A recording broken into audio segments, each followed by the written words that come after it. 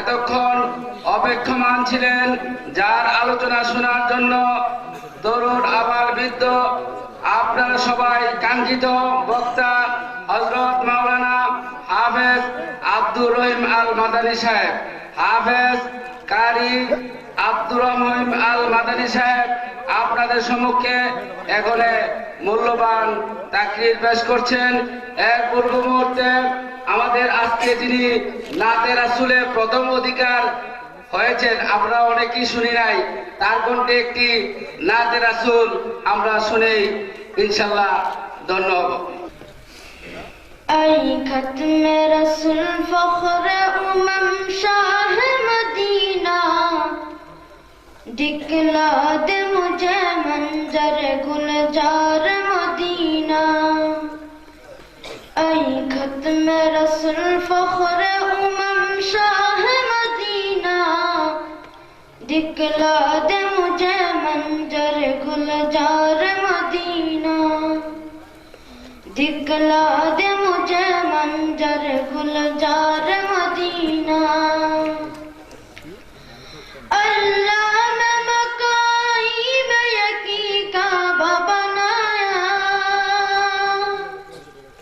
उस काबा का बाद जे मुर्गस को बनाया। अल्लाह ने मकाई में यकी काबा बनाया, उस काबा का बाद जे मुर्गस को बनाया। हर सालम हाजी चले जा रहा है मदीना, दिखला दे मुझे मंजर गुलजार मदीना। दिखला दे मुझे मंजर गुलजार मदीना। ऐ खत्म रसूल फख्र उमम शाह मदीना, दिखला दे मुझे मंजर गुलजार मदीना। दिखला दे मुझे मंजर गुलजार मदीना। अल्लाह ने तुमको अपना दी महबूब बनाया, मेराज की सरकार खुदा तुम्हें दिखाया। अल्लाह ने तुमको अपना दी महबूब बनाया, मेराज की सरकार खुदा तुम्हें दिखाया। अल्लाह ने बनाया तुम्हें सुल्तान मदीना, दिखला दे मुझे मंजर गुलजार मदीना। दिखला दे मुझे मंजर गुलजार मदीना। ऐ खत्म रसूल फख्र उमम शाह मदीना, दिखला दे मुझे मंजर गुलजार मदीना। दिखला दे मुझे मंजर गुलजार मदीना। दिखला दे मुझे मंजर गुलजार मदीना। अस्सलामु अलैकुम वरहमतुल्लाहि वबरकातुहू। माशाअल्लाह माशाअल्लाह। अस्सलामु अलैकुम व रहमतुल्लाहि व बरकातुहू। वालेकुम सलाम व रहमतुल्लाहि व बरकातुहू। बोल बोले मर दे। أعوذ بالله من الشيطان الرجيم।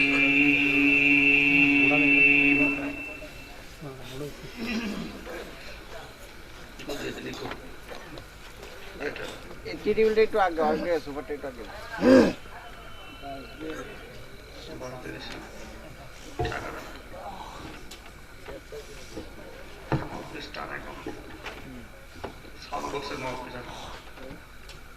Soundboxer mouthpiece, mic and mic.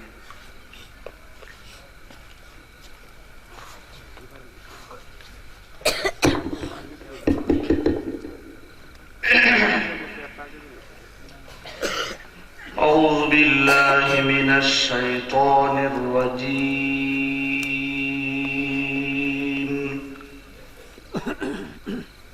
بسم الله الرحمن الرحيم.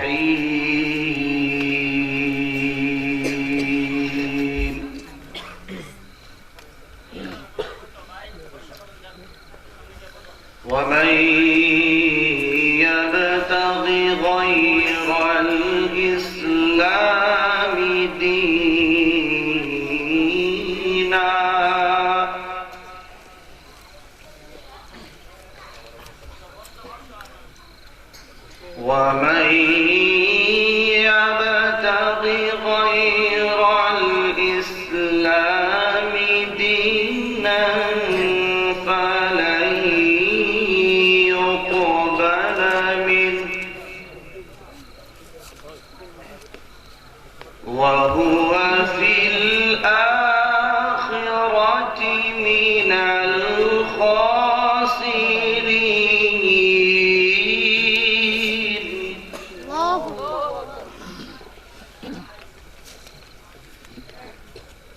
كيف يهدي الله قوما كفروا بعد إيمانهم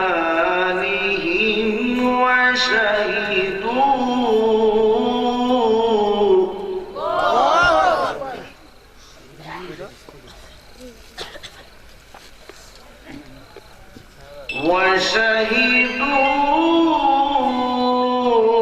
أن الرسول حق وجاءهم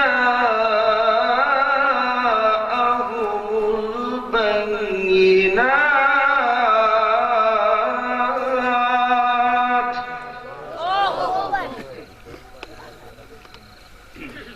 والله لا يهدي القوم الظالمين.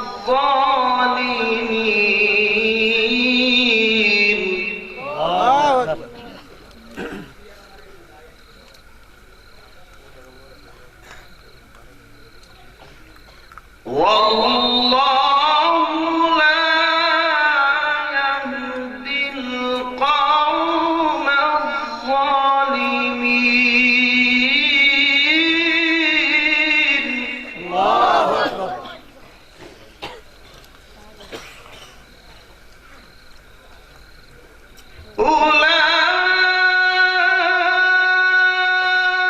أولئك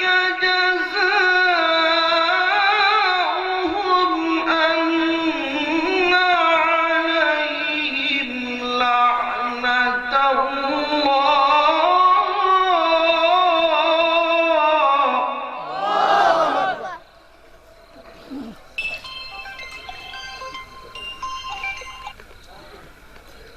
أن عليهم لعنة الله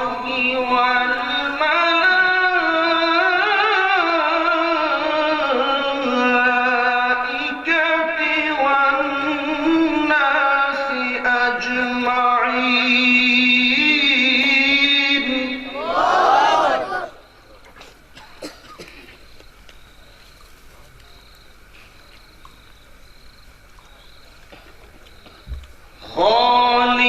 خالدين فيها لا يخفف عنهم العذاب.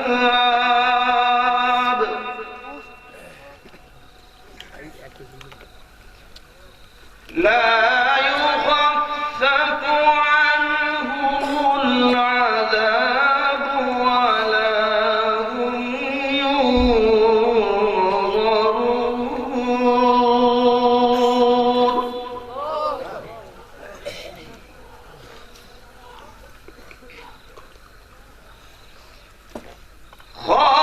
خالدين فيها لا يخفف عنهم العذاب ولا هم ينظرون.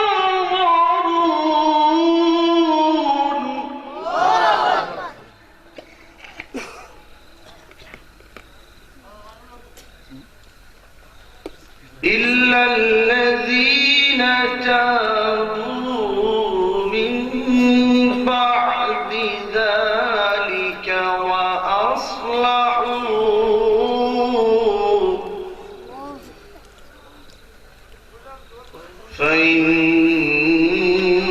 فإن الله غفور رحيم.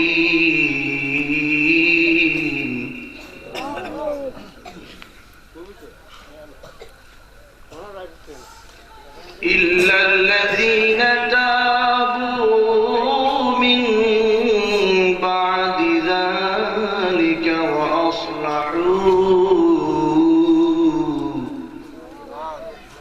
فإن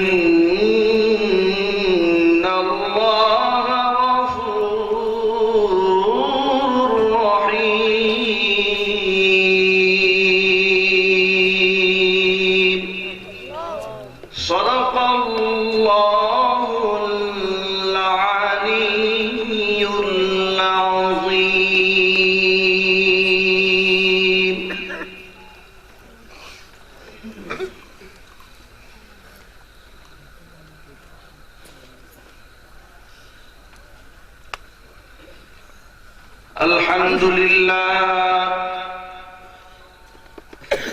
الحمد لله نحمده ونستعينه ونستغفره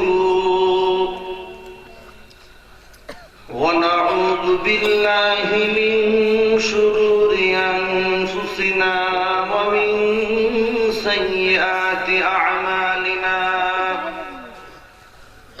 من يهده الله فلا مضل له ومن يضلله فلا هادي له. ونشهد أن لا إله إلا الله وحده لا شريك له. ونشهد أن سيدنا ونبينا وحبيبنا وشفيعنا ومولانا محمدا عبده ورسوله الذي أرسله بالحق بشيرا ونذيرا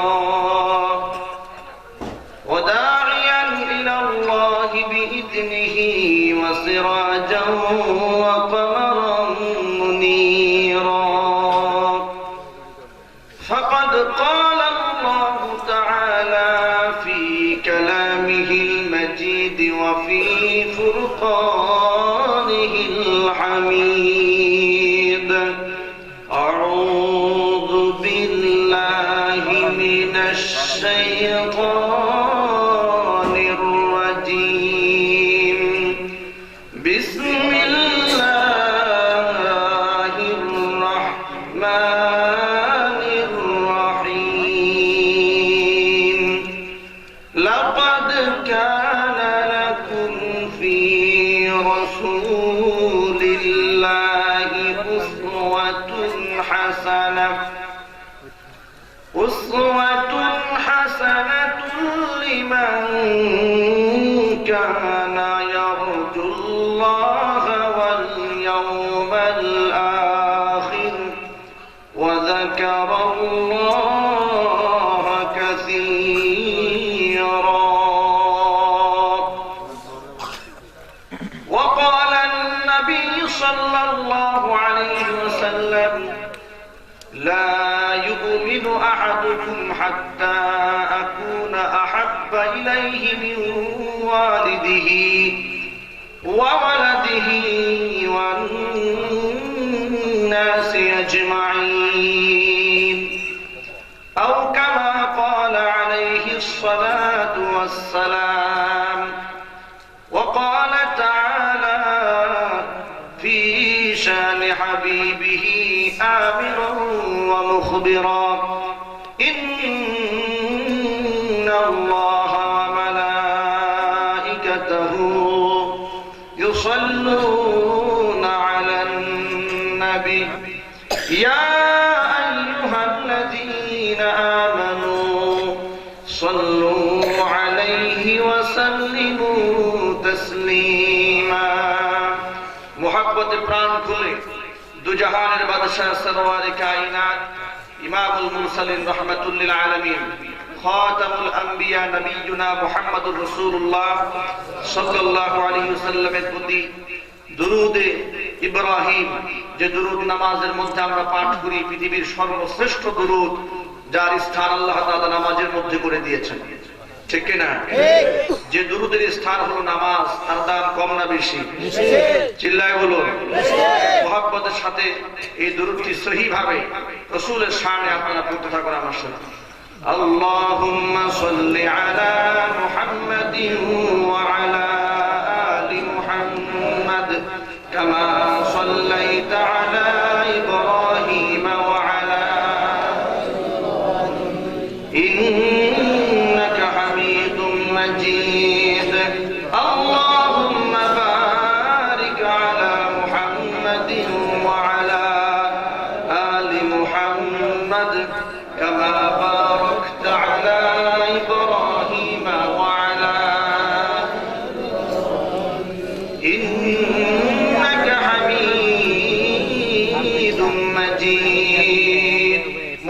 সবাই করবে اللهم صل على محمد وعلى آل محمد كما صليت على إبراهيم وعلى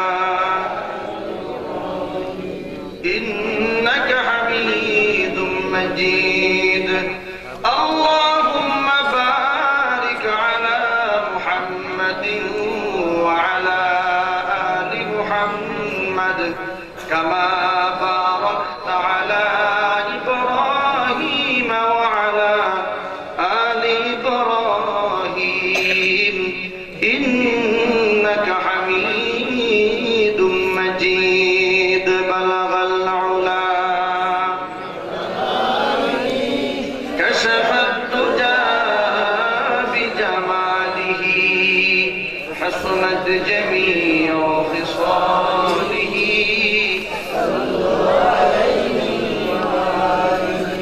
درفشانی نے تیرے قطروں کو دریا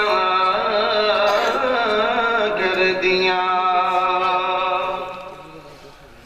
درفشانی نے تیرے قطروں کو دریا کر دیا دل کو روشن کر دیا آنکھوں کو بینا کر دیا بلغ العلا بکمالہ کشف الدجى بجمالہ حسنت جمیع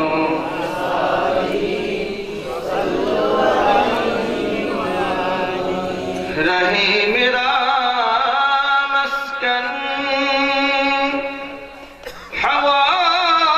حوالی کعبہ رہے میرا مسکن حوالی کعبہ بنے میرا مدفن دیار مدینہ بلغ العلا كشف الدجى بجماله حسنت جميع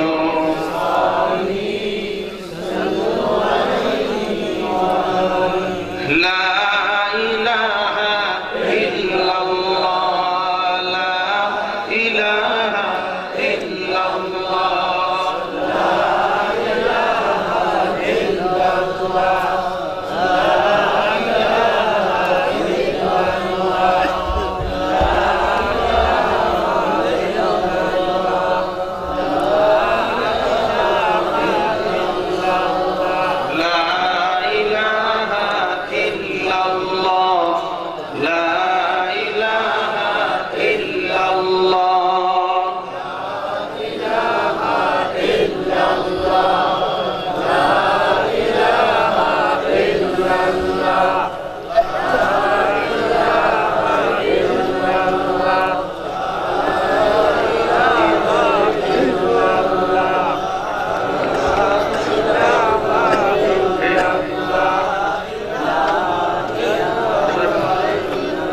টেবিলে হরা দো শুরুতে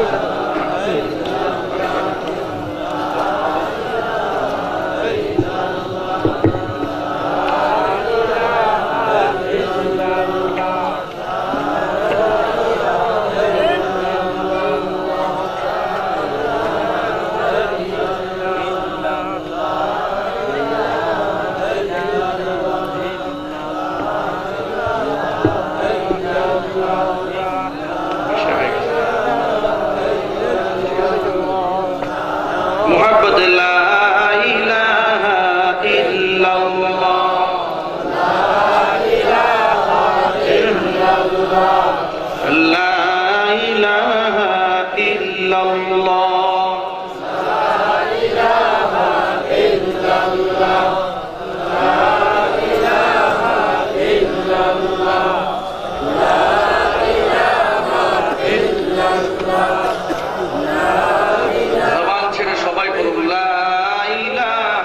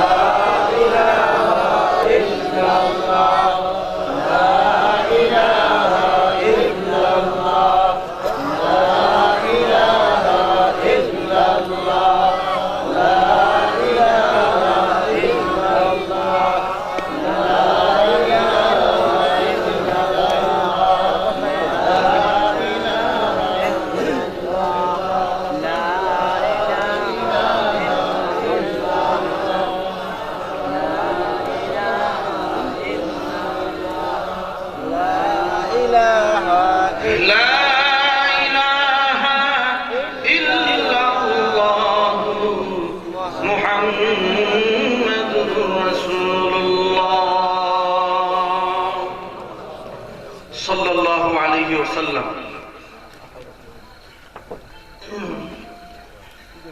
ঐতিহ্যবাহী ব্রাহ্মণবাড়িয়া জেলার অন্তর্গত আখাউড়া থানাধীন খোলাপাড়া বরুল্লাবাড়ি প্রবাসী কল্যাণ ও উদয়ন যুব সংগঠনের উদ্যোগে আয়োজিত তৃতীয় বার্ষিক ইসলামী মহাসম্মেলনের সম্মানিত সভাপতি জনাব হাফিজ নুরুজ্জামান সাহেব দামাত বরকাতুহুম, মুহতামিম খোলাপাড়া জামিয়া শরিয়া হাফিজিয়া মাদ্রাসা ও ইতিমখানা, উপস্থিত রয়েছেন আজকের পবিত্র প্রোগ্রামের সম্মানিত প্রধান অতিথি জনাব মোহাম্মদ নান্নু মিয়া, চেয়ারম্যান ৩ নং মোগরা ইউপি, আমন্ত্রিত হাজরাত উলামায়ে কেরাম, মুরব্বিয়ানে ইজরাম, অত্র এলাকা এবং পার্শ্ববর্তী এলাকার বিভিন্ন মসজিদ থেকে আগত মুহতারাম আইম্মাই মাসাজিদ ও খুতবাই মাসাজিদ মুকাররম উলামা, বিভিন্ন মাদ্রাসা, স্কুল, কলেজ, ইউনিভার্সিটি, শিক্ষাঙ্গন থেকে আগত মুকাররম আসাতিজা, সম্মানিত শিক্ষক মন্ডলী,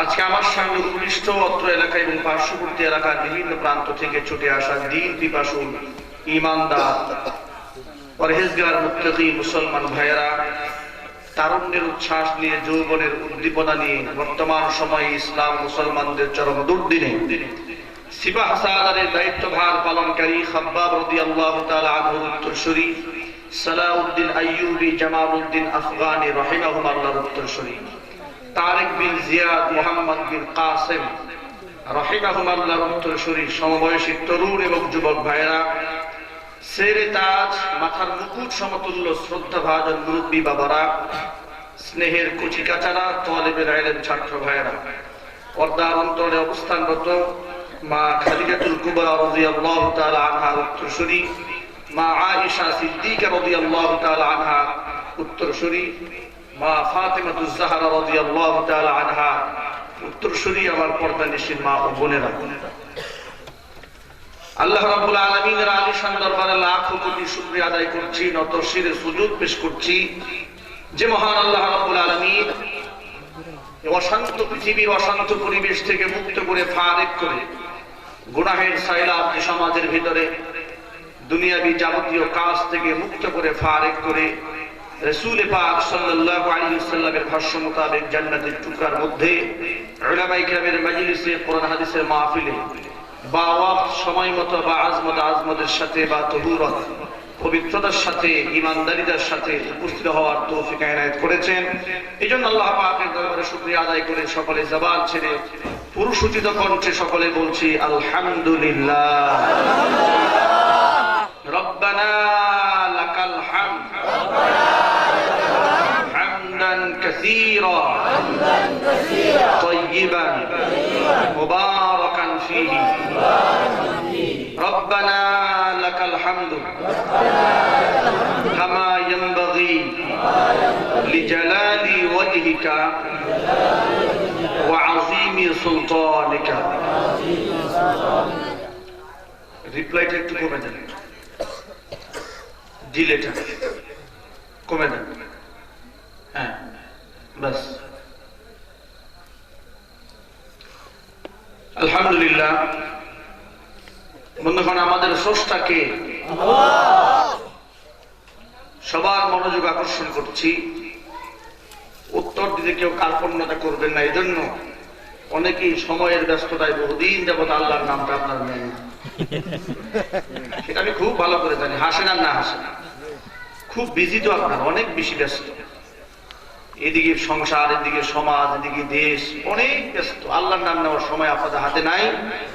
যেহেতু আল্লাহ এক ওসিলা করে মাহফিল এনেছেন, এই ওসিলা করে হলেও একটু আল্লাহর নামটা বলুন। মেহেরবানি করে আপনারা সবাই জবাব দিয়ে স্পষ্ট ভাবে উচ্চারণ করে বলবেন, আমাদের স্রষ্টা কে? আবার জোরে বলুন, কে? আসমানের স্রষ্টা কে? জমিনের স্রষ্টা কে? কোরআন কারীম কার বাণী? জান্নাত কার? জাহান্নাম কার? ফেরেশতা কার?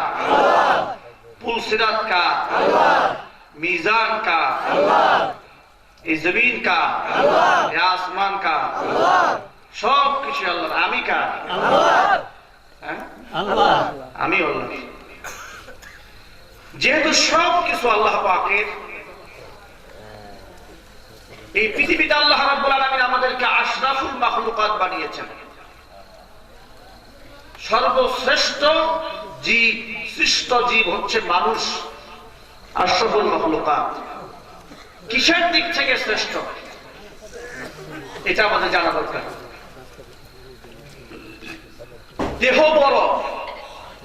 দেহ বড় সেই হিসেবে যদি শ্রেষ্ঠত্ব নির্বাচন হতো, এই পৃথিবীতে সর্বশ্রেষ্ঠ মাখলুক হতো হাতি। ঠিক কিনা? হিংস্রতার দিক থেকে যদি শ্রেষ্ঠ নির্বাচন করা হতো, বাঘ, সিংহ, চিতা, এগুলো সর্বশ্রেষ্ঠ জাতি হতো। ঠিক কিনা? শক্তিময়তার দিক থেকে যদি শ্রেষ্ঠত্ব নির্বাচন হতো, শক্তি, তাহলে বড় বড় কুমির, জলহস্তি, গন্ডা, এগুলোর শক্তি আমাদের চাইতে বোধহয় খুবই কম। হ্যাঁ, একটা বাঘ বড় একটা মহিষের ঘাড়ের মধ্যে কামড় দিয়ে কিভাবে দৌড়ায় দেখেছে? একটা বাঘ, এত বড় মহিষ, আপনি পারবেন পূজা করতে? আমি পারবো না, এখানে কেউ পারবে না। কিন্তু একটা বাঘ ও ঘাড়ের মধ্যে কামড় দিয়ে উঁচু করে দৌড়াচ্ছে। কি শক্তি আল্লাহ তাকে দিয়েছে! আল্লাহ পাক বলে ও শ্রেষ্ঠ না, শ্রেষ্ঠ হচ্ছে মানুষ। সুবহানাল্লাহ। কেন? আমার শক্তি নাই, আমি দুর্বল। আমার হিংস্রতা নাই, আমি দুর্বল। একটা সাপের সামনে আমি অসহায়, একটা তেলাপোকার সামনে আমার মা বোনেরা অসহায়, টিকটিকির সামনে মানুষ অসহায়। এই যে গ্রামগঞ্জে ধুলা সাপ বলে, যার কোনো বিষ নাই, ওই সাপটাও সামনে আসলে মানুষ হয় হাত লাভ দিয়ে গিয়ে পড়ে। ঠিক কিনা? আল্লাহর সৃষ্টির সামনে আমরা কত দুর্বল, তাহলে শ্রেষ্ঠ হলাম কি করে? এই শ্রেষ্ঠত্ব আল্লাহ রাব্বুল আলামিন দান করেছেন ইলমি নববীর মাধ্যমে, জ্ঞানের মাধ্যমে আল্লাহ পাক মানুষকে শ্রেষ্ঠত্ব দিয়েছেন। সুবহানাল্লাহ। মানুষকে আল্লাহ পাক যে আকল দিয়েছেন, বিবেক দিয়েছেন, এটা অন্য কোন জাতিকে আল্লাহ এভাবে দান করেননি যেভাবে আল্লাহ মানুষকে দিয়েছেন। আল্লাহ রাব্বুল আলামিন মানব জাতি সৃষ্টি করার পর আল্লাহর সাথে যেন মানুষের সম্পর্ক থাকে, সম্পর্ক যেন বিনষ্ট না হয়ে যায়, এই জন্য যুগ যুগ ধরে আল্লাহ রাব্বুল আলামিন পর্যায়ক্রমে লক্ষ লক্ষ নবী রাসূল দুনিয়াতে পাঠিয়ে দিয়েছে। সুবহানাল্লাহ। নবী রাসূলরা আল্লাহর সাথে মানুষের সম্পর্ক করে দিয়েছে, বলুন সুবহানাল্লাহ। আমার ভাই, সেই নবী রাসূলদের দেখানো পথ অনুসারে যারা দুনিয়ার মাটিতে চলবে, যারা আল্লাহ পাকের আহকাম মানবে, হুকুম মানবে, যেহেতু আমরা মানুষ, সর্বশ্রেষ্ঠ প্রাণী, যেই কারণে আল্লাহ পাক আমার জ্ঞান বাড়াই দিলেন, যেই কারণে আমার মর্যাদা আল্লাহ বাড়িয়ে দিলেন, ওই কারণটা যদি আমার মধ্যে না থাকে, তাহলে নিঃসন্দেহে ওই মানুষ আশরাফুল মাখলুকাত হবে না, কুকুরের চাইতে নিকৃষ্ট হয়ে যাবে। ঠিক কিনা? যেই কারণে আপনি শ্রেষ্ঠ, সে কারণ যদি আপনার না থাকে, এই যে লাইটটা জ্বলতেছে আমার ডান পাশে, এটা কোনো আলো নাই, এটা কি লাইট বলবে কেউ? না। জোরে বলেন না কেন? ভাই মাইক্রোফোনে আমি কথা বলছি, এটা দিয়ে কথা পাস করা যায় না। মাইক্রোফোন কেউ বলবে এটাকে না, এটা বাজে, ধোঁকাবাজ বলে এটা মাইক্রোফোনের মতো, কিন্তু মাইক্রোফোন না, এটাই মানুষ বলবে। এটা লাইটের মতো বলবে, তখন লাইট বলবে না। না, এটা ফ্যান, সে ঘুরে না, বাতাস দেয় না, বলবে ফ্যানের মতো, কিন্তু আসলে ফ্যান না। ঠিক কিনা? আমার বন্ধুরা, আল্লাহ রাব্বুল আলামিন আমাদেরকে মানুষ বানিয়েছেন, হক বাতিল, সত্য মিথ্যা, ভালো মন্দ বুঝার যোগ্যতা আল্লাহ পাক আমাদের দিয়েছেন। আমরা যেন সেই পথ অনুসারে আমরা চলতে পারি, এই জন্য আমরা আশরাফুল মাখলুকাত হয়ে গেলাম। কিন্তু সেই পথ অনুসারে যদি আমরা না চলি, আশরাফুল মাখলুকাত নিজেকে শুধু দাবি করলে হবে না। আল্লাহ বলেন, যাদেরকে আমি কান দিলাম সে ভালো জিনিস শুনলো না, যাদেরকে আমি চোখ দিলাম দুনিয়ার কত কিছু সে দেখলো, আমার হক সে দেখতে পেল না। দিল আমি দিলাম, অন্তর দিলাম, কত কিছু সে চিন্তা করলো, আমার হকের বিষয়ে ভাবলো না।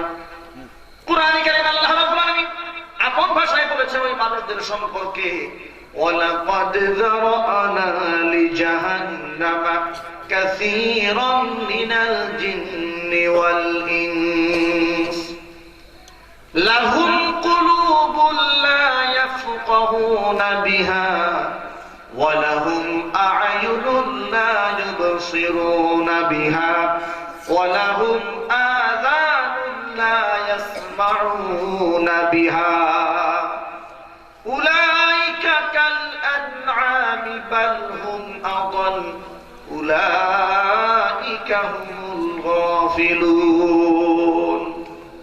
আল্লাহ পাক বলেন, নিঃসন্দেহে আমি অবশ্যই আমি যারা তৈরি করেছি, সৃষ্টি করেছি, ব্যবস্থা করে রেখেছি, কাসীরাম মিনাল জিন্নি ওয়াল ইনসি, আমি ওয়ালাকাদ যারানা লিজাহান্নামা, জাহান্নামের জন্য বহুত মানুষকে আমি তৈরি করে রেখেছি, জাহান্নামের জন্য অনেক জিন আমি তৈরি করে রেখেছি। লাহুম কুলুবুন, তাদের মন আছে কিন্তু মন দিয়ে তারা ভাবে না, তাদের চোখ আছে চোখ দিয়ে তারা দেখে না, তাদের কান আছে কান দিয়ে তারা শুনে না। ওই সমস্ত মানুষদের জন্য আমি জাহান্নামের আগুন তৈরি করেছি। আল্লাহ পাক বলেন, এই সমস্ত মানুষগুলো আকার আকৃতিতে মানুষ দেখা গেলেও উলাইকা কাল আনআম, এরা হলো জানোয়ারের মতো। কিসের মতো? জানোয়ার। জবাব দিচ্ছেন না কেন? জানোয়ার। আনআম চতুষ্পদ জন্তুর মতো। এই কথা কি মাদানী সাহেব ওয়াজ করে বললো নাকি? এই কথাটা কে বলেছে? সবাই জোরে সুরে বলো না, কে বলেছেন? আল্লাহ বলে, মানুষগুলো মানুষ না, জানোয়ার। উলাইকা কাল আনআম, এরা হচ্ছে জানোয়ারের মতো।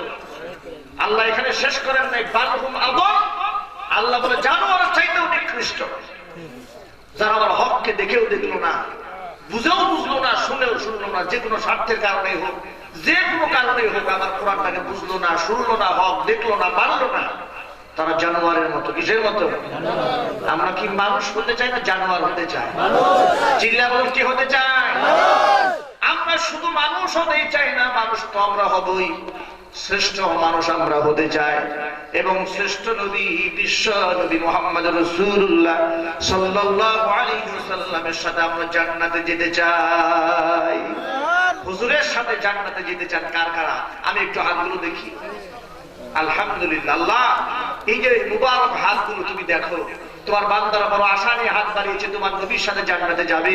আল্লাহ তুমি হাতগুলো কবুল করো। সবাই জোরে বলুন আমিন। আল্লাহ তুমি হাতগুলো কবুল করো। আমার বন্ধুগণ, আমার নবীর সাথে আমরা জান্নাতে যেতে চাই, কিন্তু আমি কেমনে যাব, কিভাবে যাব, সেটা আমাকে কোরআন থেকে হাদিস থেকে জানতে হবে। ঠিক কিনা জোরে বলুন। আমার নবীর একজন সাহাবী হুজুরের খেদমত করেছেন, নবীর জন্য হুজুর পানি এগিয়ে দিয়েছেন। হুজুর তারপরে দারুণ সন্তুষ্ট হয়েছে। রাসূল তাকে প্রস্তাব দিলেন, সাহাবী, তুমি আমার যে খেদমত করেছো, আমি তোমার প্রতি সন্তুষ্ট হয়ে গেছি, তুমি আজকে আমার কাছে যা দাবি করবে তাই তোমাকে দেওয়া হবে। আমার নবীর সাহাবী দুনিয়ার কোন সম্পদ তামান্না করলেন না, নবীর কাছে তামান্না করলেন, নবীজি নাসআলু মুরাফাকাতাকা ফিল জান্নাহ, হে আল্লাহর রাসূল, দুনিয়ার মাটিতে আপনার কাছে কিছুই চাই না, যেহেতু আপনি ওয়াদা দিয়েছেন যা চাবো আপনি তাই দিবেন, আপনার কাছে আমি শুধুমাত্র একটা জিনিস চাই, এই জমিনে আমি কিছুই চাই না, আপনি যখন বেহেশতে যাবেন আপনার সঙ্গী হয়ে আমি থাকতে চাই। নাসআলু মুরাফাকাতাকা ফিল জান্নাহ, বেহেশতে আপনার সাথী হতে চাই। সুবহানাল্লাহ। আমার বন্ধুগণ, বেহেশতে নবীজির সাথী হওয়ার তামান্না যখন হুজুরের কাছে করেছেন, এবার আল্লাহ রাসূল সাহাবীরে বললেন, সাহাবী জান্নাতে যদি আমার সাথী হয়ে থাকতে চাও ফাআইনি আলা যালিকা বিকাসরাতিস সুজুদ, বেশি বেশি নামাজ পড়ে এই ব্যাপারে আমার সাহায্য করো, নামাজ ছাড়া তোমাকে আমি জান্নাতে আমার সাথে রাখতে পারবো না। সুবহানাল্লাহ বলতে ইচ্ছে করলো না? আমার ভাইরা, বিশ্ব নবী যিনি জবান না খুললে হাসরের মাঠে বিচার কার্য পরিচালনা হবে না, যাকে আল্লাহ সাকিয়ে কাউসার বানিয়েছেন, যার হাতে একজন ব্যক্তি এক লোক পানি যদি হাসরের মাঠে পান করে 40,000 বছরের মধ্যে তার পানির তৃষ্ণা লাগবে না। যিনি জবান না খুললেন পৃথিবীর কোন নবী জবান খুলতে পারবে না, যিনি আল্লাহর কাছে সুপারিশ না করলে দুনিয়ার কোন নবী জবান খোলার সাহস পর্যন্ত পাবে না। এত পাওয়ারফুল নবী, যাকে আল্লাহ রাব্বুল আলামিন সর্বশ্রেষ্ঠ নবী বানিয়েছেন। এই পৃথিবীতে সকল নবীদের সর্দার শুধু বানিয়েছেন তা না, এত মুজিজা এত পাওয়ার তাকে দান করেছেন গোটা দুনিয়ার কাউকে আল্লাহ। সেই নবী যদি এই কথা বলেন, নামাজ ছাড়া তোমাকে আমি সাথী বানায় জান্নাতে রাখতে পারবো না, আজকে আমাদের সমাজের অনেক সরল মনা মা বোনেরা, অনেক যুবক ভাইরা, অনেক বৃদ্ধ বাবারা না বুঝার কারণে কিছু কিছু জাহেল আলেম নামধারী জালেম ওই সমস্ত মানুষের দুকায় পড়ে খপ্পরে পড়ে পীর বাবার দুহাই দিয়া নামাজ ছাড়াই পুরো শরীফে গিয়ে জান্নাতে যেতে চায়। ঠিক কিনা? কি আশ্চর্য কথা! যেখানে আমার নবী স্পষ্ট এই বক্তব্য দিয়েছেন, সাহাবী সালতুকা, আজকে তুমি যা চাবে তাই দেওয়া হবে। জান্নাতে থাকার কথা যখন তিনি বলেছেন এত সোজা না, জান্নাতে তুমি অবশ্যই আমার সাথে থাকতে পারবে, শর্ত হলো ফাআইনি আলা যালিকা বিকাসরাতিস সুজুদ, বেশি বেশি নামাজ পড়ে আমাকে সাহায্য করতে হবে। শুধু সাহাবীকেই নামাজ পড়তে বলেছেন তা না, আমার নবী নিজে জীবনে এত নামাজ পড়েছেন, পৃথিবীর কোন আলেম, কোন বুজুর্গ, কোন পীর, কোন মুজাহিদ, কোন রাষ্ট্রনায়ক, কোন খলিফা এই জমিনের মধ্যে এত নামাজ পড়তে কখনো পারবে না। হুজুর যদি নামাজের বয়ান দিয়েছেন, নিজে নামাজ পড়েন নাই? জবাব দেন না কেন? আপনারা ভালো করে যদি বুঝেন জবাব দেন, তাহলে এটা মনে থাকবে ভালো। এই জন্য আপনার কাছ থেকে আদায় করে নেই, আমার রাসূল নামাজ পড়েন নাই? জোরে বলুন। রাসূল যদি নামাজ পড়ে থাকেন, সাহাবায়ে কেরাম নামাজ পড়েননি? নবীজি নামাজ পড়েছেন, সাহাবায়ে কেরামদেরকে নামাজের প্রতি উদ্বুদ্ধ করেছেন। এটাই হচ্ছে রাসূলের তরিকা। এখন যদি কোনো ব্যক্তি এই তরিকা বাদ দিয়ে নিজস্ব মন মস্তিষ্ক প্রসূত তরিকা বানায়, তাহলে সেটা রাসূলুল্লাহর তরিকা না, সেটা হবে শয়তানের তরিকা। জোরে বলেন না ঠিক কিনা? এখন তো আমাদের সমাজে নতুন নতুন তরিকা আবিষ্কার হচ্ছে, কুরআনে নাই, হাদিসে নাই, ইতিহাসে নাই, কোথাও খুঁজে পাওয়া যায় না। মন গড়া বহুত কাজ সমাজের মধ্যে আবিষ্কার হয়ে যাচ্ছে, ঠিক কিনা? আমার বন্ধুগণ, আমার নবী রাহমাতুল লিল আলামিন জীবনে একটা মিথ্যা কথা বলেন নাই। মুসলমান তো ভালো, কাফেররা পর্যন্ত সকল টাকা নবীজির হাতে এনে রেখে দিতেন। এমনকি আবু জেহেল অনুসারী যারা ছিল, উতবা, শাইবা, ওয়ালিদ ইবনে মুগীরা, বড় বড় কাফের লিডার যারা, তাদের পিছনে পিছনে যারা থাকতো, তারাও ওই লিডারের কাছে টাকা জমা না রেখে আমার নবীজির কাছে টাকা রাখতো। আবু জাহাল একদিন দুঃখ করে অনুসারীদেরকে বলেছিল, আচ্ছা সারাদিন থাকিস আমার সাথে আর টাকা রাখিস কে মুহাম্মদের কাছে, ব্যাপারটা কি? তখন কর্মীরা বলেছিলেন যে আপনাকে লিডার মানি, কিন্তু টাকা দিয়ে আপনার বিশ্বাস করি না। টাকা দিয়ে মুহাম্মদকে বিশ্বাস করা যায়? চিল্লায় বল সুবহানাল্লাহ। টাকা দিয়ে রাসূলকে বিশ্বাস করা যায়? তারা কাফেররা পর্যন্ত হুজুরকে এতটুকু ভালোবাসতে, বিশ্বাস করতে, যে এই লোকটা টাকা মারবে না, এই লোকটা মিথ্যাবাদী নয়। আমার ভাইয়েরা, আমার রাসূল জীবনে মিথ্যা কথা বলেছেন? জোরে জবাব দিয়ে বলুন, বলেছেন? না। হুজুর বলেছেন, আমার রাসূল বলেছেন, আমার উম্মতের মধ্যে মধ্যে 73টা কাতার হয়ে যাবে, 72টা কাতার জাহান্নামের আগুনে জ্বলবে, শুধুমাত্র একটা কাতার জান্নাতে যাবে। সাহাবায়ে কেরাম বলছেন, ইয়া রাসূলুল্লাহ, যেই কাতারটি জান্নাতে যাবে তার পরিচয় আপনি দেন। হুজুর জাওয়ামিউল কালিম ছিলেন, কথা কম বলতেন, অর্থ বেশি বুঝাতেন। সংক্ষিপ্ত শব্দের ভিতরে জামে মানে একটা জবাব দিয়ে দিলেন। হুজুর বলেছেন, মা আনা আলাইহি ওয়া আসহাবি, যে আমলের উপর, যে আদর্শের উপর, যে আকীদার উপর, যে ঈমানের উপর, যে নীতির উপর, যে আদর্শের উপর, মুআমালাতের উপর, যে মুআশারাতের উপর, যে কৃষ্টি কালচারের উপর আমি নবীজি আছি, আমি নবীর সাহাবায়ে কেরাম যে আদর্শের উপর প্রতিষ্ঠিত আছে, ওই কাতারটায় সরাসরি আল্লাহ পাকের জান্নাতে চলে যাবে। আমার বন্ধুগণ, এবার আমি আপনাদের কাছে জানতে চাই, আমার নবীর কাতারে ঢোল তবলা আছে না? সারেঙ্গি আছে, গারেঙ্গি আছে, নারেঙ্গি আছে, বেহালা তবলা আছে, বেপর্দা আছে, বেনামাজি আছে, সুদখোর আছে, গাঁজাখোর আছে, চিলাবো আছে।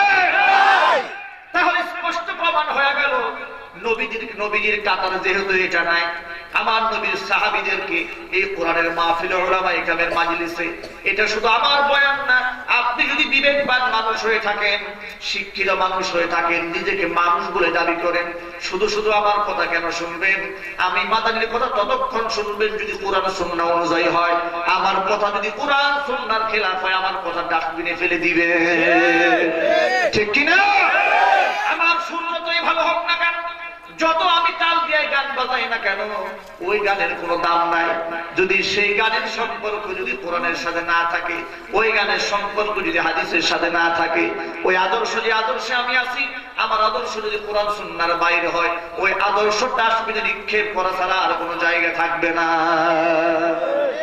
আমার মুসলমান বন্ধুগণ, আমার সাহাবায়ে কেরাম হচ্ছেন আমাদের ঈমানের নমুনা। কোরআন শরীফে আল্লাহ রাব্বুল আলামিন বলেছেন, ওয়া ইযা কিলা লাহুম আমিনু কামা আমানান নাস।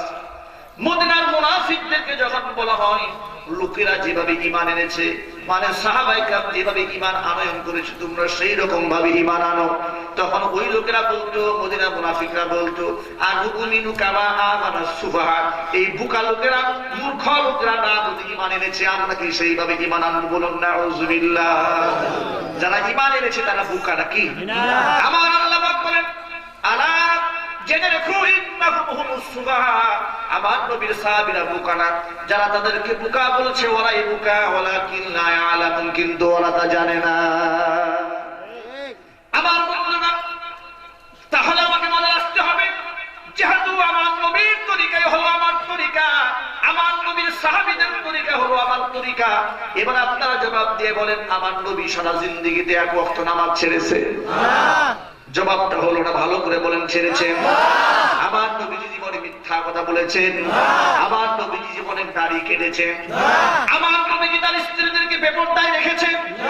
আমার নবী মহিলাদেরকে নিয়ে এক মঞ্চে দিকবাজি দিয়েছেন? চিল্লায় বলেন নাউযুবিল্লাহ। আজকে আমাদের সমাজের মধ্যে মুসলমানদেরকে ভাগ করে দেওয়া হচ্ছে, জাহেল নামের লোকেরা সমাজের মধ্যে ঢুকে ঢুকে ধর্মের নামে ব্যবসা চালাইয়া মহিলাদেরকে জাহান্নামে নিয়ে যাচ্ছে, পুরুষদেরকে ভাগ করে জাহান্নামে নিয়ে যাচ্ছে, ঠিক কিনা? বলেন ঠিক কিনা?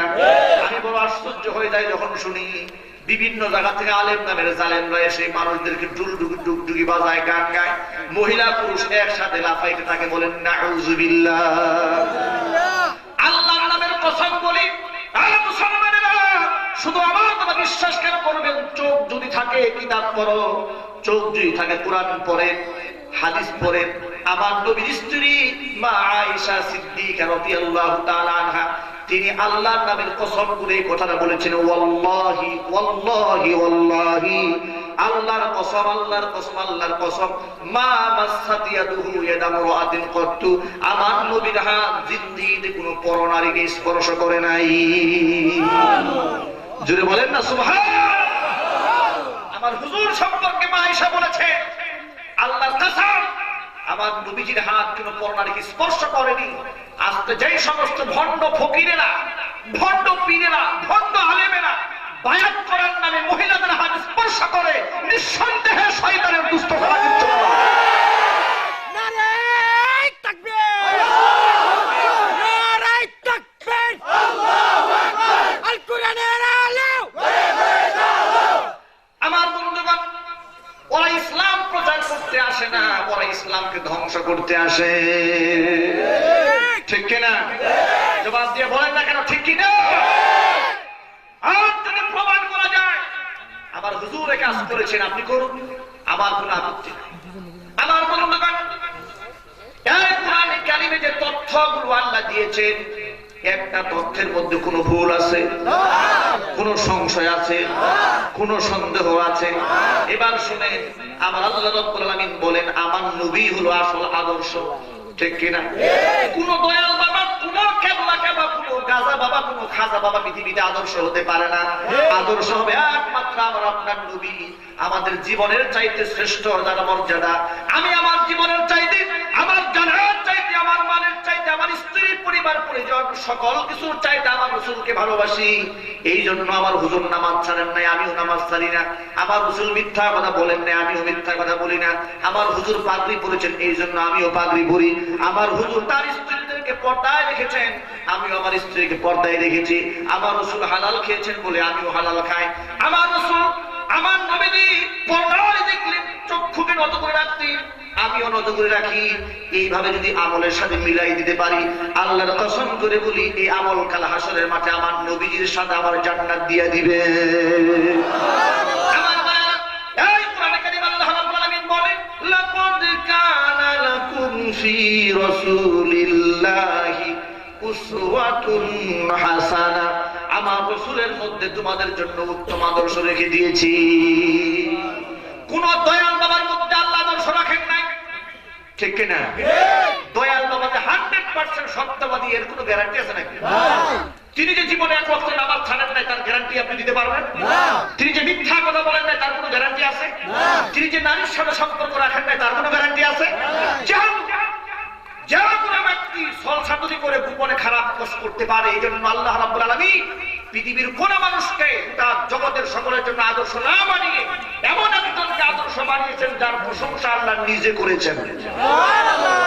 আজকে সমাজের মধ্যে 50 টাকা দিলে, 100 টাকা দিলে চারিত্রিক সার্টিফিকেট পাওয়া যায়। সুর বদমাশ চেয়ারম্যান সাহেবের কাছে যায়, মেম্বার সাহেবের কাছে, এলাকার মানুষ ঢাকায় চাকরি করতে যাবে, চেয়ারম্যান সাহেবের হাতে পায়ে ধরে, চেয়ারম্যান সাহেব বেকায়দায় পড়ে যায়।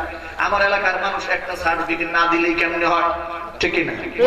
এলাকার ছেলে আসছে, চেয়ারম্যান সাহেব খুব ভালো করে জানে ও 1 নম্বর শয়তান। জানে না? জানে। ও কয়েকদিন আগে কেলেঙ্কারির সাথে জড়াইছিল, কিন্তু চেয়ারম্যানও বেকায়দায় পড়ছে, উনিও ইচ্ছা করে করে নাই। গ্রামের ছেলে এসেছে, ঠিক আছে, ওনার চরিত্র মাধুরীময় আমি দারুণ ভাবে মুগ্ধ। ঠিক কিনা? আমি তার উত্তরোত্তর ভবিষ্যৎ কল্যাণ কামনা করছি। রাষ্ট্রদ্রোহিতা আর কোনো কাজে সে জড়িত নয়। একটা সিগনেচার দিয়ে দিল, চারিত্রিক আখলাকি সার্টিফিকেট, এটা 50 টাকা দিলে পাওয়া যায়। কি মিথ্যা কথা বললাম? আপনি এই বাংলাদেশে কোন সার্টিফিকেট চান? 200 টাকা দিব। ঠিক কিনা বলেন না? 200, 300 না হয় 500, তাও কাজ হবে না। আরো বেশি মোটা 5000 খাওয়া সার্টিফিকেট প্রিন্টিং হয়ে বেরিয়ে আসবে। ঠিক কিনা? শুধু কাগজে কলমে না, প্রিন্টিং হয়ে বেরিয়ে আসবে, ছাপা কাগজ। ঠিক কিনা? অরিজিনাল। বন্ধুগণ, বলতেছিলাম যে এটা মানুষ করতে পারে, কিন্তু আল্লাহ রাসূল বিশ্বনবী মুহাম্মদ রাসূলুল্লাহ সাল্লাল্লাহু আলাইহি ওয়াসাল্লাম ইচ্ছা করলো না। জোরে বলেন না সাল্লাল্লাহু আলাইহি ওয়াসাল্লাম। আমার ভাইরা, আমার নবী এমন চরিত্র যিনি রাতের আধারে কিংবা দিনের আলোতে জীবনে কোনো অপকর্ম করেননি, এমন কোনো কাজ করেননি যা মানুষ শুনতে পারবে না। স্ত্রীদেরকে নবীজি ডেকে ডেকে বলতেন, ও আমার বিবিরা, রাতের আধারে আর দিনের আলোতে আমার যে আচরণ তোমরা দেখো সব খুলে খুলে মানুষের কাছে জানাইয়া দাও। এই কথাটি বুকে হাত দিয়ে বলার সামর্থ্য আমার নাই, আপনার নাই, কিন্তু হুজুর এই কথা বলতেন, আমার রাতের কাজ আর দিনের কাজ সব মানুষকে বলে দাও। চিল্লায় পড়ছে সুবহানাল্লাহ। একজন সাহাবী হুজুরের কথাগুলো লিখতেছিলেন, হঠাৎ করে নবী সাল্লাল্লাহু আলাইহি ওয়াসাল্লাম যে কোনো কাজে রাগ হয়ে গেছে, গুসা হয়ে গেছে, তিনি লেখা বন্ধ করে দিয়েছেন। সাহাবীকে আল্লাহ রাসূল জিজ্ঞেস করে তুমি লেখা বন্ধ করলে কেন? হুজুর আপনি তো রাগান্বিত অবস্থায় আছেন এজন্য লিখলাম না। আল্লাহ রাসূল বলেছেন আমার রাগটাও তোমাদের জন্য আদর্শ। এটাও লিখে না? সুবহানাল্লাহ বলেন। আমি যে রাগবো এই রাগটাও আদর্শ, আমার হাসিটা তোদের জন্য আদর্শ, আমার কান্নাটা তোমাদের জন্য আদর্শ। সুবহানাল্লাহ। আমার বন্ধুগণ, এই জন্য আদর্শ একমাত্র আমার নবীকে মানতে হবে। কোন আলেম আমার জন্য আদর্শ না। সে তো মিথ্যাবাদীও হতে পারে, ভুলও বলতে পারে। এই জন্য আমাকে যাচাই করতে হবে আমার নবীজি একমাত্র আমার জন্য আদর্শ। আমার হুজুর যে কাজ করেছেন সেটা আমি করব, ঠিক কিনা? অনেকেই বলো আজমির শরীফে ডুগডুগি বাজায়, আমি কেন বাজাইতে পারবো না? আজমির শরীফ তো মুসলমানদের জন্য আল্লাহ আদর্শ বানায় নাই। কথা বুঝেন নাই নাকি? কষ্ট হচ্ছে আপনাদের? আজমির শরীফকে আল্লাহ আদর্শ বানিয়েছে নাকি?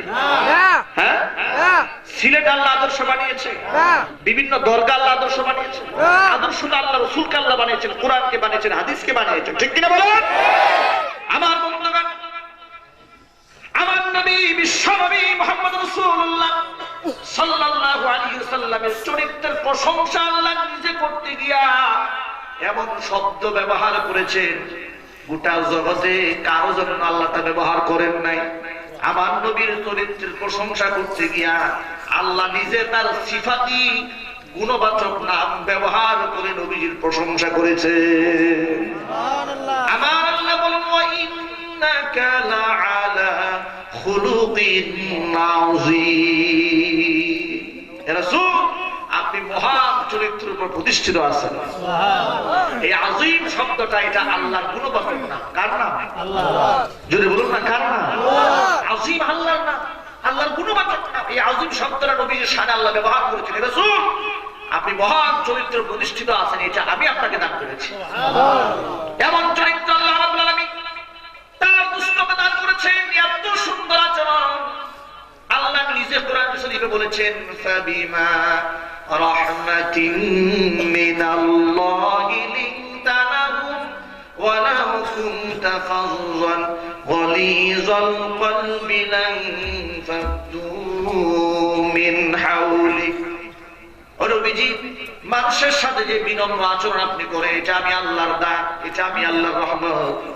আপনার মনটা যদি শক্ত হতো, আপনার মুখের ভাষা যদি কর্কশ হতো, ব্যবহার যদি খারাপ থাকতো, মানুষগুলো আপনারা আপন বানাইতে পারতো না। এত সুন্দর ব্যবহার আপনারা বানাই দিলাম, কাফেররা পর্যন্ত এক নজর দেখলেও আপনারা জিন্দেগিতে ভুলবে না। এত সুন্দর আচরণ আপনাকে আমি দান করলাম।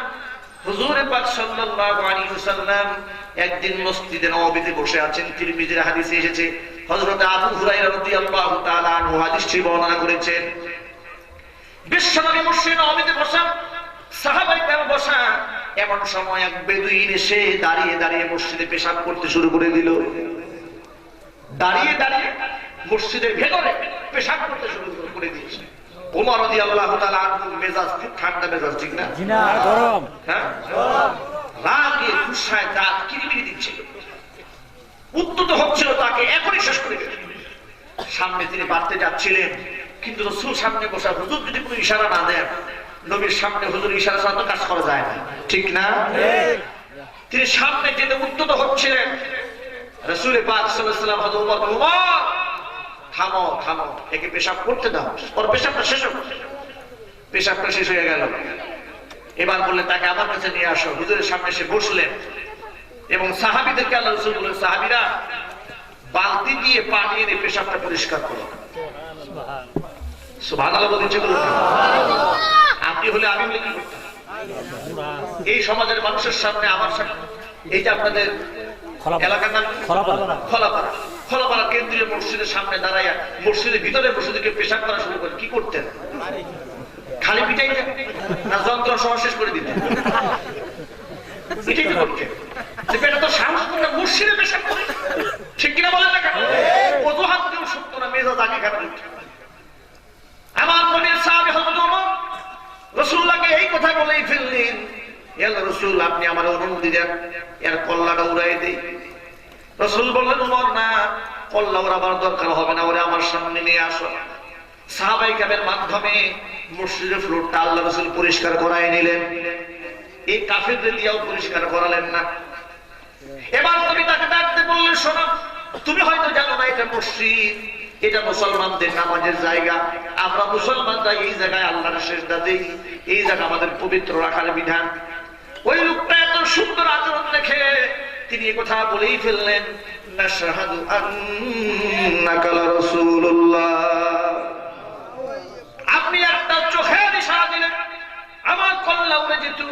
যে কাজটা আমি করেছি, ইচ্ছা করে বেয়াদবি করেছি, নিঃসন্দেহে এটা ক্ষমার অযোগ্য অপরাধ।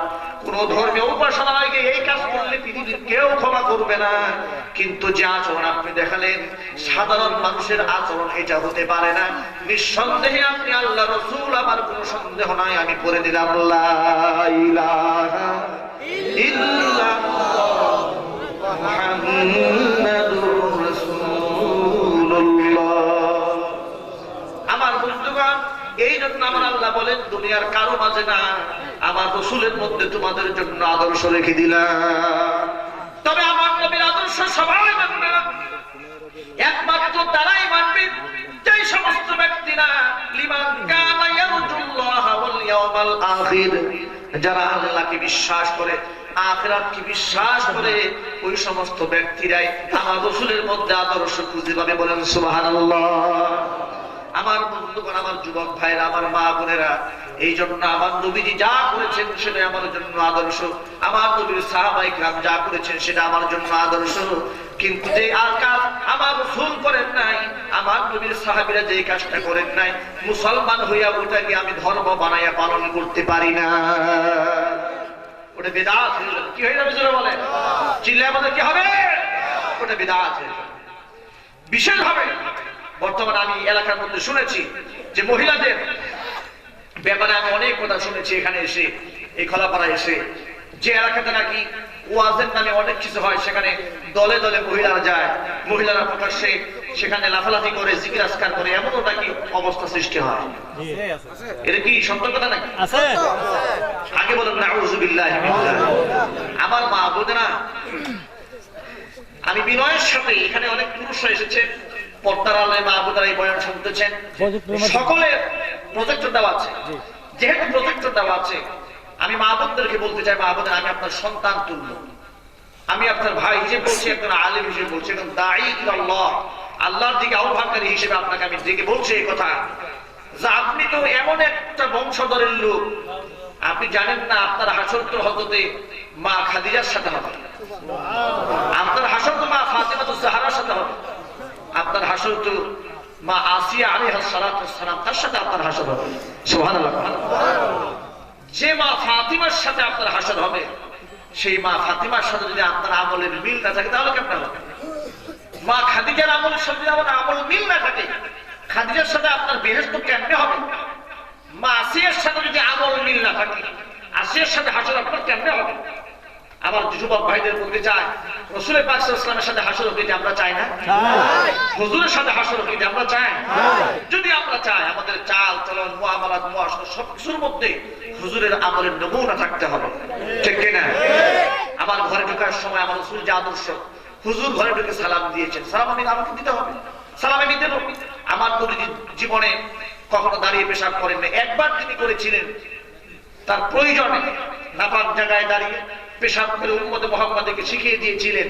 এইরকম যদি কোনো খারাপ ডাস্টবিন এলাকা আসে, যেখানে বসে পেশাব করলে গায়ে আসতে পারে, একমাত্র সেই শরীরী জরুরতের কারণেই দাঁড়িয়ে পেশাব করা যায়। সারা জিন্দেগিটা রাসূল দাঁড়িয়ে পেশাব করেননি, পেশাবের পর চুল ব্যবহার করেছেন, পানি ব্যবহার করেছেন।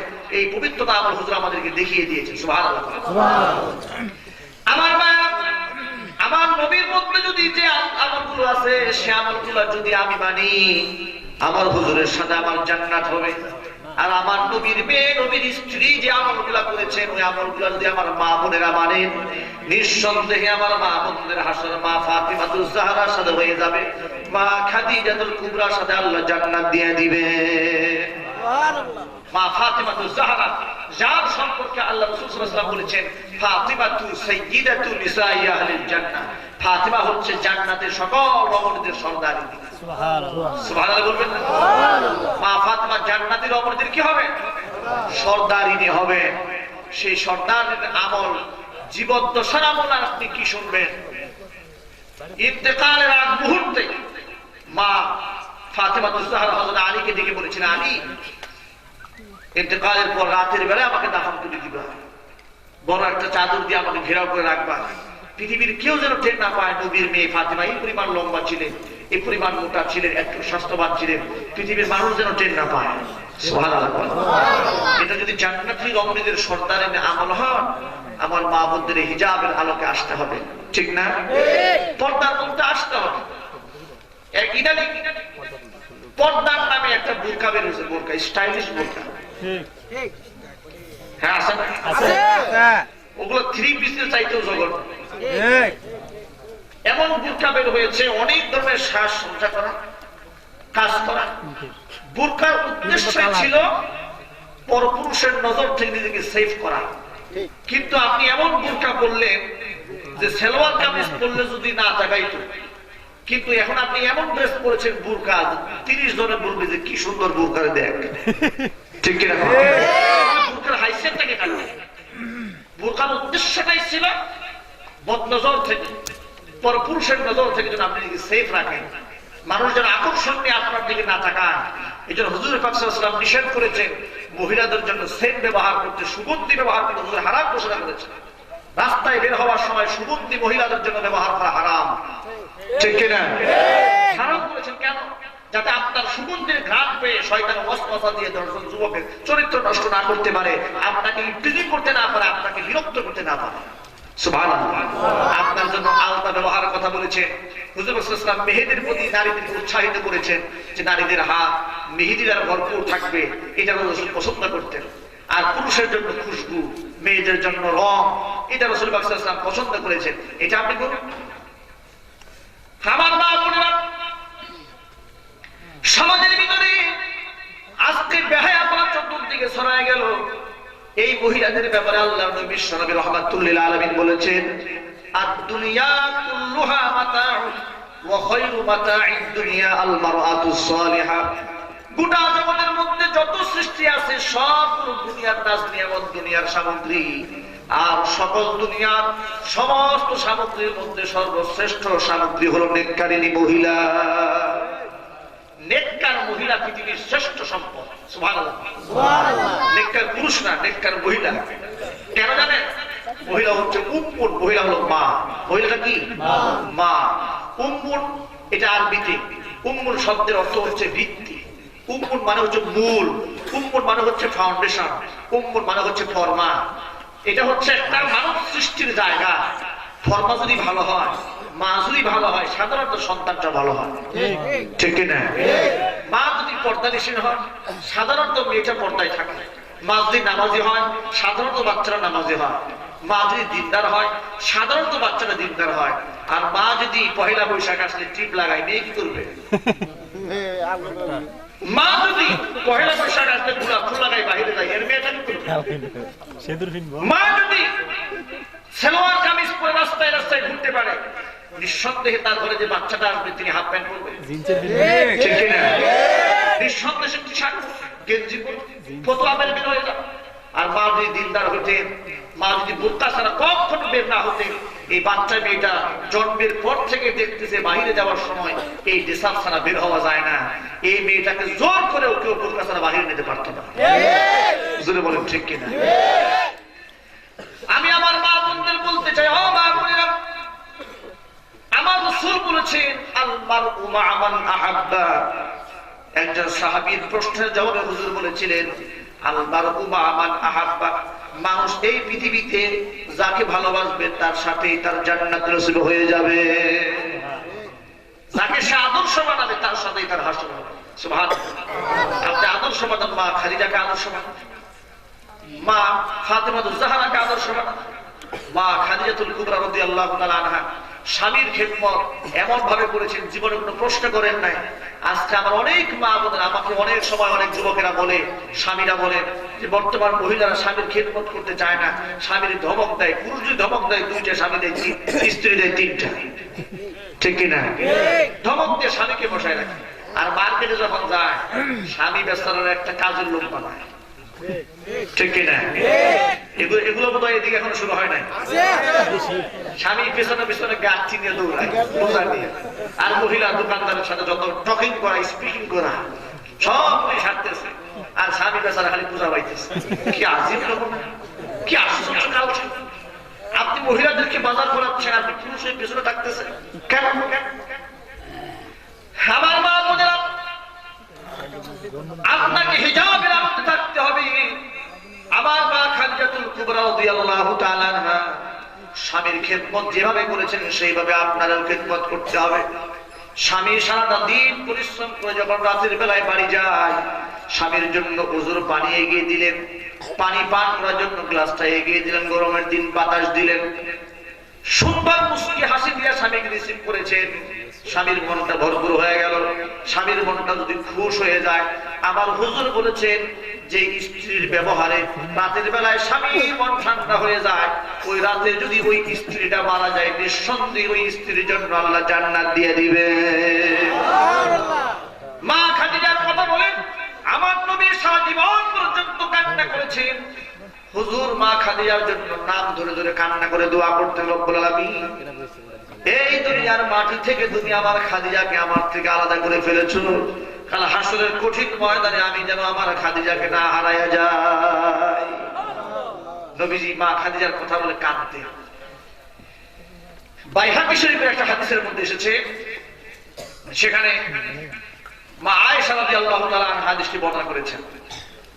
তিনি বলেন, লাইলাতুল নিসফি মিন শাবান, শাবান মাসের যে মধ্য রজনী, যাকে আমরা শবে বরাত বলি, লাইলাতুল বরাত যাকে বলা হয়, এই মধ্য রজনীতে রাসূল পাক সাল্লাল্লাহু আলাইহি ওয়াসাল্লাম হঠাৎ করে রাতের গভীরে ঘর থেকে বের হয়ে গেলেন। মা আয়েশা বলেন, আমার রুম থেকে বের হয়ে গেল, আমার মনে সন্দেহ লাগলো, স্ত্রী তো আরো আছে, দেখি অন্য কোনো স্ত্রী ঘরে গেল কিনা। আমি পেছনে পেছনে রওনা হয়ে গেল। রওনা হয়ে গিয়ে দেখি না, অন্য কোন স্ত্রী ঘরে রাসূল যাননি। জান্নাতুল বাকি কবরস্থানের সামনে দাঁড়িয়ে দাঁড়িয়ে হুজুর দুহাত তুলে তুলে কান্না করছেন আর দোয়া করতেছিলেন।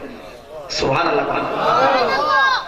আমার নবী দোয়া করতেছিলেন জান্নাতুল বাকি কবরস্থানে দাঁড়িয়ে, কবরবাসীদের জন্য নবীজি কান্না করছেন, আল্লাহর কাছে দোয়া করছিলেন। মা আয়েশা বললেন, আমি পেছনে দাঁড়ায় যারা আমিন আমিন বলতেছিলাম। এক পর্যায়ে রাসূল এই কথা বলে ফেললেন, আল্লাহ এই দুনিয়ার মাটি থেকে তুমি আমার খাদিজাকে আলাদা করে নিয়েছো, কাল হাসরের কঠিন ময়দানে আমি যেন আমার খাদিজাকে না হারায়া যাই। মা আয়েশা বলে, আমি দারুণ কষ্ট পেলাম। আমি আর আমিন না বলে আস্তে করে পুরাতন ছেড়ে দিয়ে রাখতে চলে আসলাম। নারী তো নারী, মানুষ তো ছিলেন, তারা মানুষ ছিলেন না, ফেরেশতা ছিলেন। তাদের রাগ ছিল, গুসা ছিল, অভিমান ছিল, সব ছিল, কিন্তু তারা হচ্ছে আমাদের মা, এই পৃথিবীর শ্রেষ্ঠ নারী তারা। সুবহানাল্লাহ। ঘরের মধ্যে চলে গেছে, জায়গা মতো গিয়ে শুয়ে আছে। রাসূল পাক সাল্লাল্লাহু আলাইহি ওয়াসাল্লাম মোনাজাত শেষ করে বাড়ি ঘরের মধ্যে গিয়েছে। ঘরের মধ্যে যাওয়ার পরে একদম জাগনা মানুষ যদি জাগ্রত মানুষ ঘুমের ভান করে বোঝা যায়, হ্যাঁ বোঝা যায়। রাসূল পাক সাল্লাল্লাহু বুঝতে পেরেছেন, তিনি জানেন যে সে আমার পিছনে পিছনে এসেছিল। আয়েশা রাদিয়াল্লাহু তাআলা আনহাকে রাসূল এই কথা বললেন, তুমি বোধহয় ধারণা করেছিলে যে আমি অন্য কোনো স্ত্রী ঘরে গিয়েছি। মা আয়েশা বলে, হ্যাঁ আমি তাই ধারণা করেছি। এরপরে হুজুর আপনি তো যত প্রশ্ন যত দোয়া করতেছিলেন, আমি আপনার পিছনে আমিন আমিন বলতেছিলাম, তো আপনার কাছে একটা প্রশ্ন করি, আপনি খাদিজার চাইতে সুন্দরী রূপবতী শ্রেষ্ঠ নারী আল্লাহ আপনারা দেয় নাই? মানে মা আয়েশা তো দারুণ সুন্দরী ছিলেন, অনেক জ্ঞানী ছিলেন, শিক্ষিতা ছিলেন, পৃথিবীতে অসংখ্য হাদিস সাহাবায়ে কেরামকে মা আয়েশা শুনিয়েছেন। সুবহানাল্লাহ। আল্লাহ নবী বুঝতে পেরেছেন মা আয়েশা রাদিয়াল্লাহু তাআলা আনহা আমার নবীকে একটু কঠিন কথাই বলে ফেললেন, কঠিন ভাষায় কথা বললেন। এখন পর্যন্ত আপনি ওই বুড়া মহিলার জন্য আপনি কাঁদেন, বৃদ্ধা মহিলাটার জন্য আপনি এখনো কাঁদেন। এর চাইতে সুন্দরী, এর চাইতে যুবতী, এর চাইতে গুণবতী মহিলাকে আল্লাহ আপনারা দান করে নাই। আমার রাসূল মনে কষ্ট পেলেন আর বললেন, আয়েশা রে, খবরদার আয়েশা, বাকি জীবনে আমার খাদিজার কথা বলে আমারে কষ্ট দিবা না। তোমরা আজকে আমার সুখের দিনের সঙ্গী, আজকে আমি মদিনার রাষ্ট্রপ্রধান, আমার পিছনে হাজার হাজার মানুষ দৌড়ায়, এই সুখের দিনের সঙ্গিনী তোমরা, আর আমার খাদিজাতুল কুবরা ছিল আমার দুঃখের দিনের সঙ্গিনী। মক্কায় যখন আমার কোনো আশ্রয় ছিল না, মক্কায় যখন আমার কোনো প্রশ্রয় ছিল না, নামাজ পড়তে গেলে কাফের বেঈমানগুলা উঠের ভুঁড়ি আমার মাথার মধ্যে চড়াই দিত। আমার খাদিজা ভুঁড়িগুলা সাফ করে আমাকে ঘরের মধ্যে নিয়ে আসতো। মক্কার মানুষগুলো আমাকে মারার জন্য দৌড়ে আসতো, আমার খাদিজা ঢাল হয়ে সামনে দাঁড়াই যেত। চিল্লায় এখন সুবহানাল্লাহ। আমার খাদিজা কোটি কোটি টাকার সম্পদ ইসলামের জন্য ব্যয় করে দিয়েছে। আমার খাদিজার চুলার মধ্যে 2-3 দিন আগুন জ্বলে নাই। আমার খাদিজার জীবনে একবারের জন্য দুঃখ করে বলে নাই, নবীজি আপনার মতো স্বামী পাওয়ার কারণে এতগুলো সম্পদ আমার নষ্ট হয়ে গেল।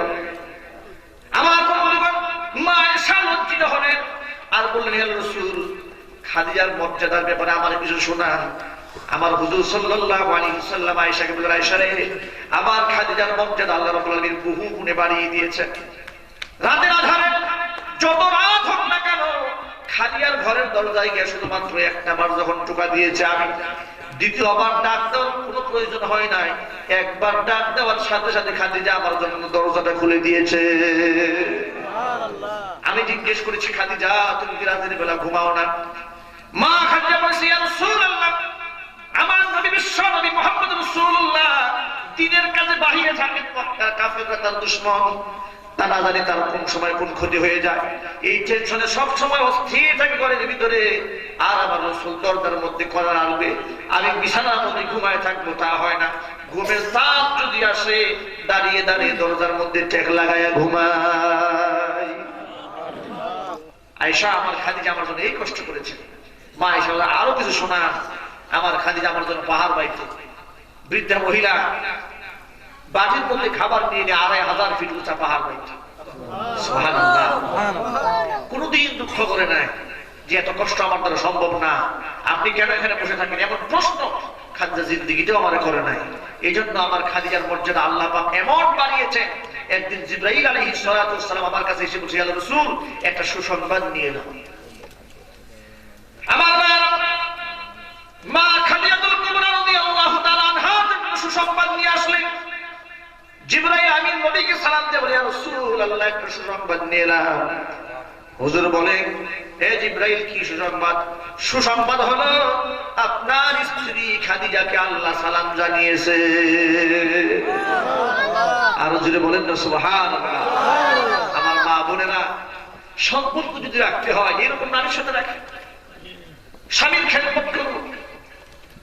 মা খাদিজা এই সংবাদ শুনে কান্নায় ভেঙে পড়েছেন যে আল্লাহ আমাকে এত মর্যাদা দিয়েছে, আমার মানব জীবন ধন্য হয়ে গেছে, আমার মালিক আমার আল্লাহ আমার সালাম জানিয়েছে। মা বোনেরা, মোহাম্মত যদি লাগাতে হয় এরকম নারীর সাথে লাগান, যে নারীকে আল্লাহ সালাম দেয়, যে নারী তার স্বামী খেদমত করেছে, যে নারী সারা জীবন ইসলামের জন্য কাজ করতে করতে সব বিলীন করে দিয়েছে, দুঃখ প্রকাশ করে, এরকম আদর্শবান মহিলাকে আদর করে লাগান, কাজে আসবে। ঠিক কিনা? যে বলেন ঠিক কিনা? কাজে আসবে, ফায়দা হবে, দুনিয়াতে ফায়দা হবে, আখিরাতে ফায়দা হবে। আজকে আপনি নাটকের সিরিয়াল ঘন্টা পর ঘন্টা দেখতেছেন, স্বামী যাচ্ছে কোথায়, সন্তান যাচ্ছে কোথায়, আপনার কোনো খেয়াল নাই। আমার বন্ধুগণ, সামনে পয়লা বৈশাখ আসতেছে। পয়লা বৈশাখের আগে আপনাদের সাথে আমার দেখা হতেও পারে, নাও হতে পারে। এই জন্য যে কথা না বললেই নয়, আমার মা বোনেরা যে কাজটা বেশি করে, উঠতি বয়সী যুবতী মেয়েদেরকে পহেলা বৈশাখ উপলক্ষে নতুন নতুন জামা কিনে দেয়, মাথার মধ্যে ফুল লাগিয়ে গার্জিয়ানের সামনে মেয়েরা ঘর থেকে জুতা ছাড়া বের হয়ে যায়। ঠিক কিনা? জোরে কন, জোরে বলেন ঠিক কিনা? সারাদিন মেয়েটা বেড়ায় আসে, কোথায় গেল, কার সাথে ঘুরলো, কি করলো না করলো, মা গার্জিয়ান খবর নেয় না। উৎসবের নামে, আনন্দের নামে, দিবস পালন করার নামে মা বোনেরা জীবনের শ্রেষ্ঠ সম্পদ অনেক ক্ষেত্রে সতীত্বটা হারাইয়া বাড়ি ফিরে আসে। এটা আমার বলার কোনো কথা না। সমাজ প্রেক্ষাপটে বাস্তবতার দিকে আপনি তাকায় দেখেন, পহেলা বৈশাখ উপলক্ষে এদেশে মুসলিম নারীরা, আমার সরলা সবলা মা বোনেরা কত যে পুরুষদের দ্বারা নির্যাতিত হন, নির্যাতনের এর শিকার হন, সারা বছরও তারা কোনো এরকম নজিরা পাওয়া যায় না। ওই দিন গত বছর ঢাকা টিএসসি চত্বরে কি কাজটা হবে? প্রকাশ্য দিবালোকে মহিলাকে উলঙ্গ করা হয়েছে। জোরে কোনো ঠিক কিনা? কি আমি মিথ্যে কথা বললাম? আপনারা দেখেন নাই পত্রিকায়, দেখেন না টেলিভিশনে, লাইভ দেখেছেন আপনারা, নিজেরা চোখের সামনে দেখেছেন মহিলাকে প্রকাশ্য দিবালোকে ঢাকা বিশ্ববিদ্যালয়ের টিএসসি চত্বরে জামা টেনে ছিঁড়ে ফেলা হয়েছে। নাউযুবিল্লাহি মিন যালিক। এই অভিশপ্ত দৃশ্য দেখার পরেও যদি মহিলাদের মগজ ধুলায় না হয়, গার্জিয়ানরা যদি সচেতন না হয়, আর কবে সচেতন হবেন আপনারা? বিবেক আর কবে জাগ্রত হবে? আপনাদের ঈমান কবে তাজা হবে? আপনারা অপকর্ম থেকে কবে বের হয়ে আসবেন? কোন বয়ান শুনলে আপনারা হারাম কাজটা আপনারা ছেড়ে দিবেন? আমি গার্জিয়ানদেরকে দায়িত্ব দিয়ে যাচ্ছি, যারা এখানে এসেছেন তারা সকলেই মুসলমান, ঠিক কিনা? জোরে বলেন ঠিক কিনা? মুসলমান কি স্বাধীন না পরাধীন? স্বাধীন। মুসলমান পরাধীন। মুসলমান কি? আল্লাহর হুকুমের সামনে। কার হুকুমের সামনে? মুসলমান আল্লাহর হুকুমের সামনে গোলামীর জিনজিরে আবদ্ধ। মুসলমান পরাধীন। মুসলমানের স্বাধীনতা বলতে কিছু নাই। মুসলমান সব কিছু করবে আল্লাহর হুকুম মতো, ঠিক কিনা? তাই যদি হয়ে থাকে, আগামী পহেলা বৈশাখ উপলক্ষে কোনো পান্তা ভাত আর ইলিশ ঘরের মধ্যে হবে না। মহিলাদেরকে সাজায় বুঝে, আপনার যদি বোন থাকে, আপনার যদি স্ত্রী থাকে, আপনার যদি মা থাকে, আপনার যদি খালাম্মা থাকে, তাহলে বেপরদায় রাস্তায় বের হতে দেওয়া হবে না। তাদেরকে বুঝায় বলবেন, বুঝায় যদি না মানে প্রয়োজনে বাধ্য করা হবে। এরপরেও বেহায়াপনার রাস্তায় তারা যেন বের হতে না পারে, এই উদ্যোগটা নিতে পারবো না ইনশাআল্লাহ। আল্লাহ আমাদের আমল করার তৌফিক দান করুন। আমার মা বোনদের ইজ্জত বাড়বে, সম্মান বাড়বে। যে জিনিস সহজে আর সস্তায় পাওয়া যায় তার দাম থাকে না? হ্যাঁ, সহজে পাওয়া গেলে দাম থাকে? একটা উদাহরণ দিই আপনাদের, বিরক্ত হচ্ছেন না তো? কষ্ট লাগতেছে? একটা উদাহরণ দিই। একটা হরিণ, হরিণের মালিক বাচ্চার কাছে গিয়া বলে, যাবো না, আমার কাছে দারুণ একটা হরিণ আছে, যে হরিণটা কোরআন শরীফ পড়তে পারে। বাচ্চা কয়, দারুণ কথা, হরিণে কোরআন শরীফ পড়ে কি সম্ভব নাকি? বলে, হ্যাঁ সম্ভব। আপনি আয়োজন করে সেমিনার করুন, বিরাট বড় মঞ্চ করুন, প্রদর্শনী ব্যবস্থা করুন, আমি আপনাকে দেখাবো যে আমার হরিণ কেমন কোরআন শরীফ পড়ে। বিরাট বড় আয়োজন করা হলো। তো সেখানে হরিণকে দাঁড় করানো হলো। হরিণকে বলা হচ্ছে, হরিণ কোরআন শরীফ পড়। এটা একটা গল্প, উদাহরণ দেওয়ার জন্য, এটা কিন্তু কোরআন হাদিস না। এটা শুধু আপনাদের বোঝাবার জন্য আমি বলছি, এটা উপমা, দৃষ্টান্ত। হরিণ বলছে যে না, হরিণ তখন আর কোরআন শরীফ পড়ে না। হরিণকে বলছে, হরিণ কোরআন শরীফ পড়, হরিণ কোরআন শরীফ পড়ে না। হরিণের এই আচরণ দেখে বাদশার মেজাজ বেশি গরম হয়ে গেল। যে বেটা রাখা হরিণ কোরআন শরীফ পড়বে, এই কথা বলে মন্ত্রণা দিলাম, হাজার হাজার মানুষ আসছে, মানুষ আমাকে ধোঁকাবাজ করবে, মিথ্যাবাদী করবে। সে কোনো মতেই হরিণ আর পড়ে না। বাচ্চা ক্ষিপ্ত হয়ে রাখালকে এমন পিটানি দিয়েছে, চাবুক দিয়ে পিঠে চাপড়াগুলো উঠে নিচ্ছে, চলে গেছে বাড়িতে। বাড়িতে যাওয়ার পরে রাখালের বাড়ির সামনে দাঁড়ায় দেয়, কোরআন শরীফ পড়া শুরু করে দিয়েছে। রাখাল কাঁদতে আর হরিণে বলে, আরে হরিণ, এই তো তুই কোরআন শরীফ পড়লি, বাচ্চার সামনে পড়লি না কেন? আমার চাপড়া বাস্ত। হরিণ বলে, বেটা এবার ঠিক আছে, তুমি এবার আমার নিয়ে আসলে বাচ্চার সামনে, আরেকবার গিয়ে অনুরোধ করো, আরেকটা মঞ্চ সাজানো হোক, এবার আমি কোরআন শরীফ পড়ব। আবার টাকার জন্য গরিব মানুষ বাচ্চার সামনে গেল, বাচ্চা যাবো না, মেহেরবানি করে একটা আয়োজন করেন, এইবারের মতো লাস্ট, আমার ক্ষমা করেন, একটা ভুলটা হয়ে গেছে, আমার হরির সাথে আমার ফাইনাল কমিটমেন্ট হয়ে গেছে, আর ভুল হবে না। বাচ্চা বলে, না, একবার ধোঁকাবাজি হয়ে গেছে, মানুষ আমাকে খারাপ বলবে, আমি মানুষের সাথে প্রতারণা করেছি, আমি এই কাজ আর করতে পারবো। হাতে পায়ে ধরে বাচ্চারা রাজি করাইছে। আবার বলতে হয়েছে, আমার স্টেজে হরিণে আনা হলো। হরিণে বলে, হরিণ কোরআন শরীফ পড়। হরিণে আর দিকে তাকাই দিছে, কোরআন শরীফ ওর তো মেজাজ পুরা খারাপ। বাচ্চা এবার রাখালকে এমন মার মেরেছে, বাদ বাকি অঙ্গ প্রত্যঙ্গ আর বাকি নাই, ইচ্ছা মতো পিটাইছে। বাড়ি যখন চলে গেছে, হরির বাড়িতে গিয়া রাখালের দিকে তাকাই দেয়, কোরআন শরীফ পড়ে। রাখাল মনে মনে কি দুঃখ, ওর দিকে কান্না করে, আরে কি রে হরিণ, তুই তো কোরআন শরীফ পড়তে জানিস, পারিস না তা না, বাচ্চা সামনে করিস না কেন? হরিণ বলে, রাখাল, এইবারের মতো শ্রেষ্ঠ তুমি আমার নিয়ে চলো, আর আমার ভুল হবে না। রাখাল কয়, এতক্ষণ চামড়া গেছে, এখন কল্লা যাবে। কয়, না না, আর চামড়াও যাবে না, কল্লা যাবে না, শেষবারের মতো বাচ্চারে রাজি করাও। হাতে পায়ে ধরে কোনো মতে রাজি হয় না, বাচ্চাকে ডাক দিয়ে রাখাল বলে, যাবো না। মানুষ না দুইবার ভুল করতে পারে, তিনবার তো আর ভুল হয় না, তৃতীয়বার লাস্ট, তিনবারের মাঝে তো শেষ, আর কোনো চান্স থাকে না, একটা চান্স আমার দেন, বেজুর চান্স। বাচ্চা ঠিক আছে, এবার কিন্তু কঠিন শাস্তি হবে, অনেক মানুষ জড়ো হয়েছে। এবার হরিণ বলে হরিণ কোরআন শরীফ পড়, বলার সাথে সাথে হরিণ কোরআন শরীফ পড়া শুরু করে দিয়েছে। অনেক খুশি হলো বাদশাহ, অনেকগুলো টাকা টুকা দিয়া হাদিয়া দিয়ে বাড়ি পাঠাই দিচ্ছে। হাদিয়া গুলো বাড়ি নিয়ে গিয়া একবার পিঠের দিকে তাকায়, চামড়ার দিকে তাকায়, একবার হরিণের দিকে তাকায়, আর ডাকে বলে হরিণ রে, এই তো তুই কোরআন শরীফ পড়তে পারিস, এই কোরআন শরীফটা যদি 2 বার আগে পড়তে পিঠের চামড়া আমার যেত না। হরিণ বলে রাখা, প্রথমবার যখন তুমি কোরআন পড়তে বলেছ, তুমি বলার সাথে সাথে যদি আমি কোরআন পড়তাম, এতগুলো টাকা যদি তুমি পেয়ে যেতে, এই সস্তায় পাওয়ার কারণে, সহজে পাওয়ার কারণে এই টাকার কোনো দাম তোমার থাকতো না, ঠিক কিনা? এই টাকা যদি চুরেও নিত, হারিয়েও যেত, এর কোনো দরদ তোমার থাকতো না। 2 বার চামড়া গেছে, এরপরে টাকা পাইছো। এই টাকার প্রত্যেকটা টাকার বহুত মূল্য, এর হিসাব আছে, ঠিক কিনা? একটা টাকা কুয়া গেলে পিঠের চাবুকের বাড়ির কথা মনে পড়বে, ঠিক কিনা? পরিশ্রম করে যেটা পাওয়া যায়, কষ্ট করে যে জিনিস উপার্জন করা যায়, তার দাম থাকে বেশি, ঠিক কিনা? আজকে আমার মা বোনদেরকে যদি আমাদের কষ্ট করে পেতে হতো, মহিলাদের দাম বাড়ত, কিন্তু মহিলারা কি করছে, নিজের সস্তা বানাই দিল। আমার রাসূল বলেছেন সস্তা না, মহিলাদেরকে দেখতে গেলেও টাকা দিয়ে, হাদিয়া দিয়ে দেখতে হবে, সুবহানাল্লাহ। আর আমার মহিলারা, মা আমাদের বর্তমানে ফ্রি সার্ভিস দিচ্ছে রাস্তাঘাটে, ঠিক যদি কেন, ঠিক কি? ওপেন টু অল, সবার জন্য উন্মুক্ত। কত বড় দানবী, এত বড় সস্তা হয়ে গেল মহিলারা। আমি মা বোনদেরকে বলি, মা বোনেরা, হ্যাঁ, যে আপনারা কি কাজটা করছেন, নিজেকে কেন সস্তা বানিয়ে দিচ্ছেন? আপনারা দুর্লভ হয়ে যান, দুষ্প্রাপ্য হয়ে যান, পর্দার আড়ালে থাকুন। এই যে আপনারা দেখুন, ঝিনুক, মুক্তা, ঝিনুকের মধ্যে যে মুক্তা থাকে, ওই মুক্তার দাম আছে না? আছে। কেন জানেন? ও তো থাকে পানির নিচে, সুরক্ষিত জায়গায়, একদম ঝিনুকের মধ্যে মুক্তা থাকে বলে ওর দাম আছে। এই যে পুঁতি, পুঁতির কোনো দাম আছে নাকি? না। পুঁতি রাস্তাঘাটে পাওয়া যায়, কোনো দাম নাই। কিন্তু আসল যে মুক্তা, যেটা ঝিনুকের ভিতরে থাকে, ওর অনেক দাম, সহজে পাওয়া যায় না, ও লুকায় থাকে, কিন্তু ওর দাম বেশি। আমার মা বোনেরা যারা পর্দার আড়ালে থাকে, হিজাবে থাকে, তাদের দাম বেশি। তাদের উদাহরণ হচ্ছে সেই ঝিনুকের মধ্যে মুক্তার মতো, আর যারা ওপেন থাকেন তাদের উদাহরণ হচ্ছে পুঁতির মতো, ঠিক কিনা? সস্তা হয়ে যাবে, নিজেকে সস্তা বানাবেন না। মা বোনদেরকে বলে, আল্লাহ আপনাকে ইজ্জত দিয়েছেন, সম্মান দিয়েছেন, আপনার নিজের ইজ্জত ধরে রাখুন। আল্লাহ রাব্বুল আলামিন আমার মা বোনদেরকে তৌফিক দান করুন। আমি এখন বক্তৃতা শেষ করে দিব।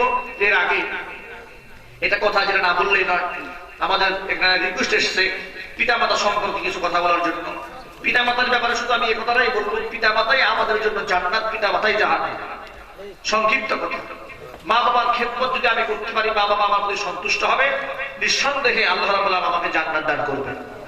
এই জন্য যাদের বাবা মা বেঁচে আছে, মা বাবার সম্মান করতে পারবো না ইনশাআল্লাহ? পারবো।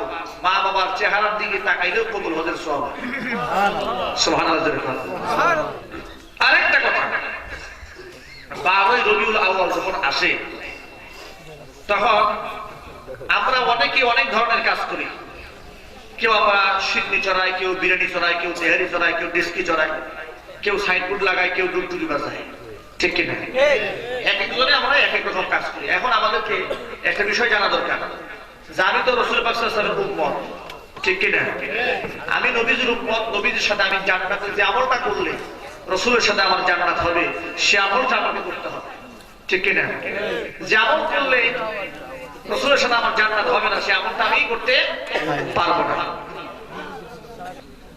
তো আমাদের বিনয়ের সাথে, আমি তো আপনাদের দুশ্মন না নাকি? না না, তারা এখানে বয়ান শুনতে এসেছেন, আমাকে মহব্বত করে তো আসছেন বেশিরভাগ মানুষ। আমি শুনেছি আলহামদুলিল্লাহ, আখাউড়া, ব্রাহ্মণবাড়িয়া সহ অনেক মহব্বতের মানুষ আছে, এবং সেটা কোনো টাকার মহব্বত না। এই ভালোবাসাটা হচ্ছে একটা দিনই ভালোবাসা, দিন কেন্দ্রিক, ইসলাম কেন্দ্রিক ভালোবাসা। কারণ আপনার টাকা দিয়ে আমি চলবে, আপনি আমার টাকায় চলবেন, তাহলে এই যে মহব্বতটা হলো কেন? ইসলাম কেন্দ্রিক, ধর্ম কেন্দ্রিক। আপনি কোরআনকে ভালোবাসেন, আমি কোরআনের কথা বলি। আপনি হাদিসকে ভালোবাসেন, আমি হাদিসের কথা বলি। আপনি রাসূলকে ভালোবাসেন, আমি রাসূলের মহব্বতের কথা বলি বলেই আপনি আমার ভালোবাসেন, ঠিক কিনা?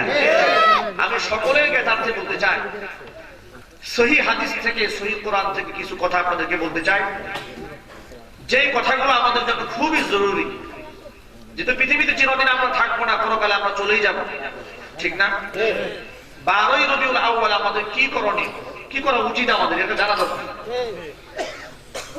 অনেকেই আমাদের সমাজের মধ্যে অনেক ভাগাভাগি, কেউ বলে ওয়াহাবি, কেউ বলে সুন্নি, কেউ বলে গরম সুন্নি, কেউ ঠান্ডা সুন্নি, নানান পদ। কি আশ্চর্যকর মনে হয় আমার কাছে এই সারাটা কোরআন শরীফ আমি আপনার কাছে এখন যদি ছেড়ে দেই, যারা এই মতাদর্শে বিশ্বাসী, আল্লাহ পছন্দ করে বলি, একটা ওয়াহাবি শব্দ এখান থেকে বের করেন, কি বের করতে পারবেন না। তাহলে এটা আপনি পাইলেন। একটা সুন্নি শব্দ আপনি যে ভাষায় সুন্নি বুঝান এখান থেকে বের করে দেন, পারবেন বের করতে? আপনার যে আলেম আপনার এগুলো বুঝায়, এই সমাজটাকে ভাগ করে, গ্রুপিং করে, কোরআন তো হাদিস বলেই না, বরং বসেই গালিগালাজ শুরু করে। আছে কিনা জোরে বলেন? কোরআন নাই, হাদিস নাই, মানুষ আমলের কথা বলে না, নামাজের কথা বলে না, আমার বাবতের পর্দার কথা বলে না, না না না, বসেই গালিগালাজ। আর জারি জুরি করতে আরম্ভ করে। ঠিক কিনা জোরে বলেন? তাহলে আপনার চিন্তে কেন ভুল করেন যে আলেম একটা কোরআন শরীফের সঠিক কথা বলতে পারে না, যে আলেমের মুখ থেকে কোরআন শরীফের একটা আয়াত বের হয় না, যে আলেম নামের কলঙ্ক একটা হাদিস দলিল যায় বলতে পারে না, তাহলে সেই সমস্ত মানুষ তো আলেম না, এটা আলেম নামধারী নিষ্ঠতে শয়তানের দালাল। সহজ বিষয়টা বুঝেন না কেন? জালেম।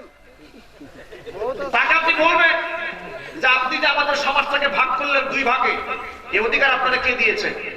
আমরা সকলেই মুসলমান, আল্লাহর হাবিবের সাথে কাল আমাদের জান্নাত হবে ইনশাআল্লাহ। ঠিক কিনা জোরে বলেন? কার কার বেহেশত নবীদের সাথে হবে আমি দেখতে চাই।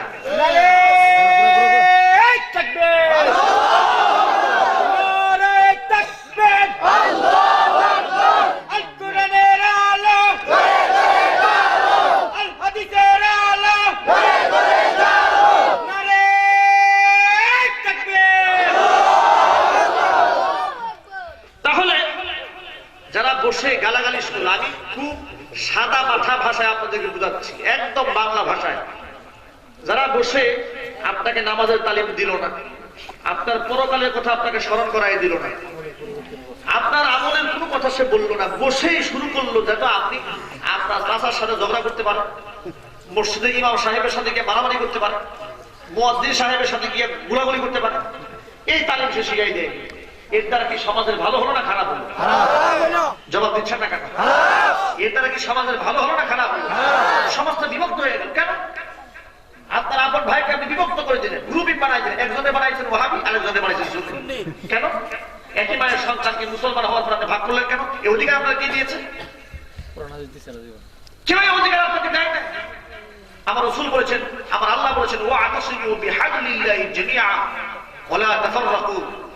আমার রজ্জুকে সকলে সম্মিলিতভাবে আঁকড়ে ধরে রাখো, বিচ্ছিন্ন হয়ে না, গ্রুপিং করো না। তাহলে গ্রুপিংটা আমরা হবো কেন? আমরা ওয়াহাবি না, আমরা সুন্নি না, আমরা সকলে মুসলিম। নবীজি আমাদের নবী, আমরা হচ্ছি তাদের উম্মত, এবং তার সাথে আমাদের হাসর হবে। তিনি আমাদেরকে যা করতে বলেছেন সেটা করব, তিনি আমাকে যেটা নিষেধ করেছে সেটা আমি করবো। ঠিক কিনা? পরিচয় একটা, পারবো এই পরিচয় থাকতে ইনশাআল্লাহ। কোনো গ্রুপিং থাকবে না, কোনো ওয়াহাবি না, সুন্নিও না। আমি থাকবো মুসলিম, সে আমার ভাই, সে আমার ভাই, সে আমার দুশমন না। তাকে ওয়াহাবি বলে আপনি ভাগাই দিলেন, তাকে সুন্নি বলে আপনি অবজ্ঞা করলেন না। আমি সকল ভাইদের জ্ঞানার্থে বলতে চাই, ভাইয়েরা, যেহেতু কেউ আপনার দুশমন না, 12ই রবিউল আউয়াল উপলক্ষে আমরা যে কাজটা করি, আমাদের কি করা উচিত সেটা আমাদের জানতে হবে আল্লাহ থেকে, আল্লাহ রাসূল থেকে, হাদিস থেকে। এবার শুনেন, রাসূল পাক সাল্লাল্লাহু আলাইহি সাল্লাম 12ই রবিউল আউয়ালে তার জন্ম হয়েছে, আলহামদুলিল্লাহ। তিনি পৃথিবীতে এসেছেন, এটা আনন্দের কথা না বেজার হওয়ার কথা? আনন্দ হওয়ার কথা। এক, রাসূল পাক সাল্লাল্লাহু আলাইহি সাল্লাম এই একই দিনে 12ই রবিউল আউয়াল ইন্তেকাল করেছেন। কি আনন্দ হওয়ার কথা না বেজার হওয়ার কথা? নারাজ হওয়ার কথা, কান্নাকাটি করার কথা। আপনি যদি আশিক রাসূল হন, শুধু বিরিয়ানি খাইলেন আর ডিগবাজি দিলেন, আমার নবী তো এই দিনে ইন্তেকাল করেছেন, কাঁদলেন না তো আপনি? না না, জোরে কথা ঠিক কিনা? আপনি তো গান গাইলেন, আমি আপনার কথাই বললাম, আমি আমারটা বললাম, আমারটা পরে বলবো। আমি আপনার যুক্তি মতে আমার নবী এই দিনে পৃথিবীতে আসছেন বলে আপনি আনন্দিত, আবার এই দিনে আমার রাসূল ইন্তেকাল করেছেন। রাসূল পাক সাল্লাল্লাহু আলাইহি ওয়াসাল্লাম 12ই রবিউল আউয়ালে তিনি জন্মগ্রহণ করেছেন কিনা ইতিহাসের কিতাব খুলেন, মাদানী সাহেবের ওয়াজ না, ইতিহাসের কিতাব আপনি খুলুন, কমপক্ষে 10 থেকে 15টা রিওয়ায়াত পাবেন। কেউ বলেছেন 12ই রবিউল আউয়াল, কেউ বলেছে 22 রবিউল আউয়াল, কেউ বলেছে 27 রজব, এতগুলি মত। কিন্তু ইন্তেকাল যে 12 রবিউল আউয়ালে করেছেন এই পৃথিবীতে কোনো দ্বিমত নাই। সুবহানাল্লাহ। সহজ কথা বুঝেছেন এবার? এখন কিন্তু আমার ওয়াজ না, আমার ওয়াজ মনে হয় বই কিনে। যদি আমার ওয়াজ মনে হয় যে মাদানী সাহেবটাকে ওয়াজ একটা করে গেল, মেহেরবানি করে আপনি রসুলের জিন্দেগি কিনেন, কিনে দেখুন যে রসুল যে দিবস তিনি জন্মগ্রহণ করেছেন তার দিবস নিয়ে ঐতিহাসিকদের মতে অনেক মতভেদ রয়েছে। কেউ বলেছে 12 রবিউল আউয়াল, কেউ বলেছে 22 রবিউল আউয়াল, কেউ বলেছে রজব মাসে এসেছেন, কেউ বলেছে রমজান মাসে এসেছেন, অনেক ধরনের কথা। কিন্তু 12 রবিউল আউয়ালে সোমবার হুজুর ইন্তেকাল করেছেন, এই ব্যাপারে কোনো কি নাই, সন্দেহ নাই, দ্বিমত নাই, কোনো মতভেদ নাই। তাহলে ওই দিবসটাকে আপনি আনন্দের দিন বানালেন, কান্নার দিন বানাইতে পারলেন না? ঠিক কিনা কথা গেল। নাম্বার 2, আমার শোনেন, আমার আমল হবে আমার নবী যা করেছেন, সাহাবায়ে কেরাম যা করেছেন। সাহাবায়ে কেরাম যদি এই আমল না করে থাকেন, আমি আপনাকে একটা প্রশ্ন করি, আমি আমার নিজেকে প্রশ্ন করি। সবার আগে বললাম যে আমার নবীর সাহাবীরা হুজুরকে যেভাবে ভালোবেসেছেন, আমি মাদানীর দ্বারা এত মহব্বত করা সম্ভব না। ঠিক কিনা? আমি পারবো না, কারণ আমার নবীর সাহাবায়ে কেরাম রক্তাক্ত ময়দান হুজুরের জন্য বুকটা পেতে দিয়েছেন। এত বড় হিম্মত আছে কয়জনের? ঠিক কিনা কথা? কেন বিরিয়ানি খাওয়ার জন্য সিরিয়ালে আগে পাওয়া যায়, তেহারি খাওয়ার জন্য আগে পাওয়া যায়, কিন্তু নবীজির জন্য জিন্দেগি দেওয়ার মতো মানুষ খুঁজে পাবেন না একটা। ঠিক কিনা? তাহলে গেল একটা। সেই নবীর সাহাবীরা রাসূলকে এত ভালোবেসেছেন, হযরত বেলালের মতো মানুষ। নবীজি যেদিন ইন্তেকাল করেছেন 12 রবিউল আউয়াল, তিনি পাগল পারা হয়ে 12 রবিউল আউয়াল যেদিন আপনারা বিরিয়ানি খান, আনন্দ মিছিল করেন, ডুগডুগি বাজান, সেই 12 রবিউল আউয়ালে বুখারীর হাদিস riwayate এসেছে হযরত বেলাল রাদিয়াল্লাহু তাআলা আনহু নবীর ইশকে পাগল হয়ে এলাকা ছেড়ে চলে গিয়েছেন। সুবহানাল্লাহ। যেটা আপনারা বিরিয়ানি মিছিল করেন। এক নাম্বার 2, হুজুরের সাহাবী যায়েদ বিন সালেম রাদিয়াল্লাহু তাআলা এই 12 রবিউল আউয়ালে গাছের উপর চলছেন, গাছের উপরে একটানা 5 দিন হুজুর অসুস্থ ছিলেন। 7 রবিউল আউয়াল, 8 রবিউল আউয়াল, 9 রবিউল আউয়াল, 10 রবিউল আউয়াল, 11 রবিউল আউয়াল, একটানা 5 দিন হুজুর ইন্তেকালের আগে অসুস্থ ছিলেন। এত অসুস্থ ছিলেন, সাহাবায়ে কেরাম বাড়ি যায় না, রাসূলের বাড়ির চতুর্পাশে শুধু ঘূর্ণি খায়। সুবহানাল্লাহ। হুজুর একজন সাহাবী, তার নাম যায়েদ বিন সালেম রাদিয়াল্লাহু তাআলা, তিনি বাড়ি যায় না, একটানা 5 দিন বাড়ি যায় না। হাদিস শরীফে এসেছে বাড়ির স্ত্রী পরিবার পরিজন কারো সংবাদ তিনি নিলেন না, নিজের পেটের খাবারের খবর তিনি নিলেন না। সাহাবায়ে কেরাম তাকে বললেন, তুমি বাড়ি যাও না কেন? তোমার বাড়ির মানুষ না খেয়ে আছে। সাহাবী বললেন, আমি কেমনে বাড়ি যাব? আমার নবী অসুস্থ হয়ে মৃত্যুর সাথে পাঞ্জা লড়তেছে, আমার নবী বিছানায় শুয়ে আছে, মৃত্যু যন্ত্রণায় কাতরাচ্ছি, আমার হুজুরকে অসুস্থ অবস্থায় রেখে আমি বাড়ি যেতে পারবো না। একটানা 5 দিন, রবিবার দিন বিকেল বেলা, যেদিন রাসূল ইন্তেকাল হয়েছে তার আগের দিন, সব একদম সুস্থ হয়ে গেছেন আল্লাহর রাসূল। সাহাবায়ে কেরাম যায়েদ বিন সালেমকে বললেন, নবীজি এখন আগের চেয়ে পরিপূর্ণ সুস্থ, তুমি বাড়ি যাও। তিনি আনন্দিত হলেন, বাড়ি চলে গেলেন। পরের রাতে, সারা রাত, সোমবার রাত, হুজুর পুরো অসুস্থ, আবার জ্বর, কখনো জ্বরে, কখনো হুশে, কখনো বেহুশে। তখন রাসূলের ইন্তেকালের আগ মুহূর্তে ঘটনা, সারা রাত এভাবেই চলছে। সকালবেলা সংবাদ চতুর্দিকে ছড়াই গেল, ফজরের দিকে আল্লাহ রাসূল সাল্লাল্লাহু আলাইহি ওয়াসাল্লাম দুনিয়া থেকে ইন্তেকাল করে চলে গেছেন।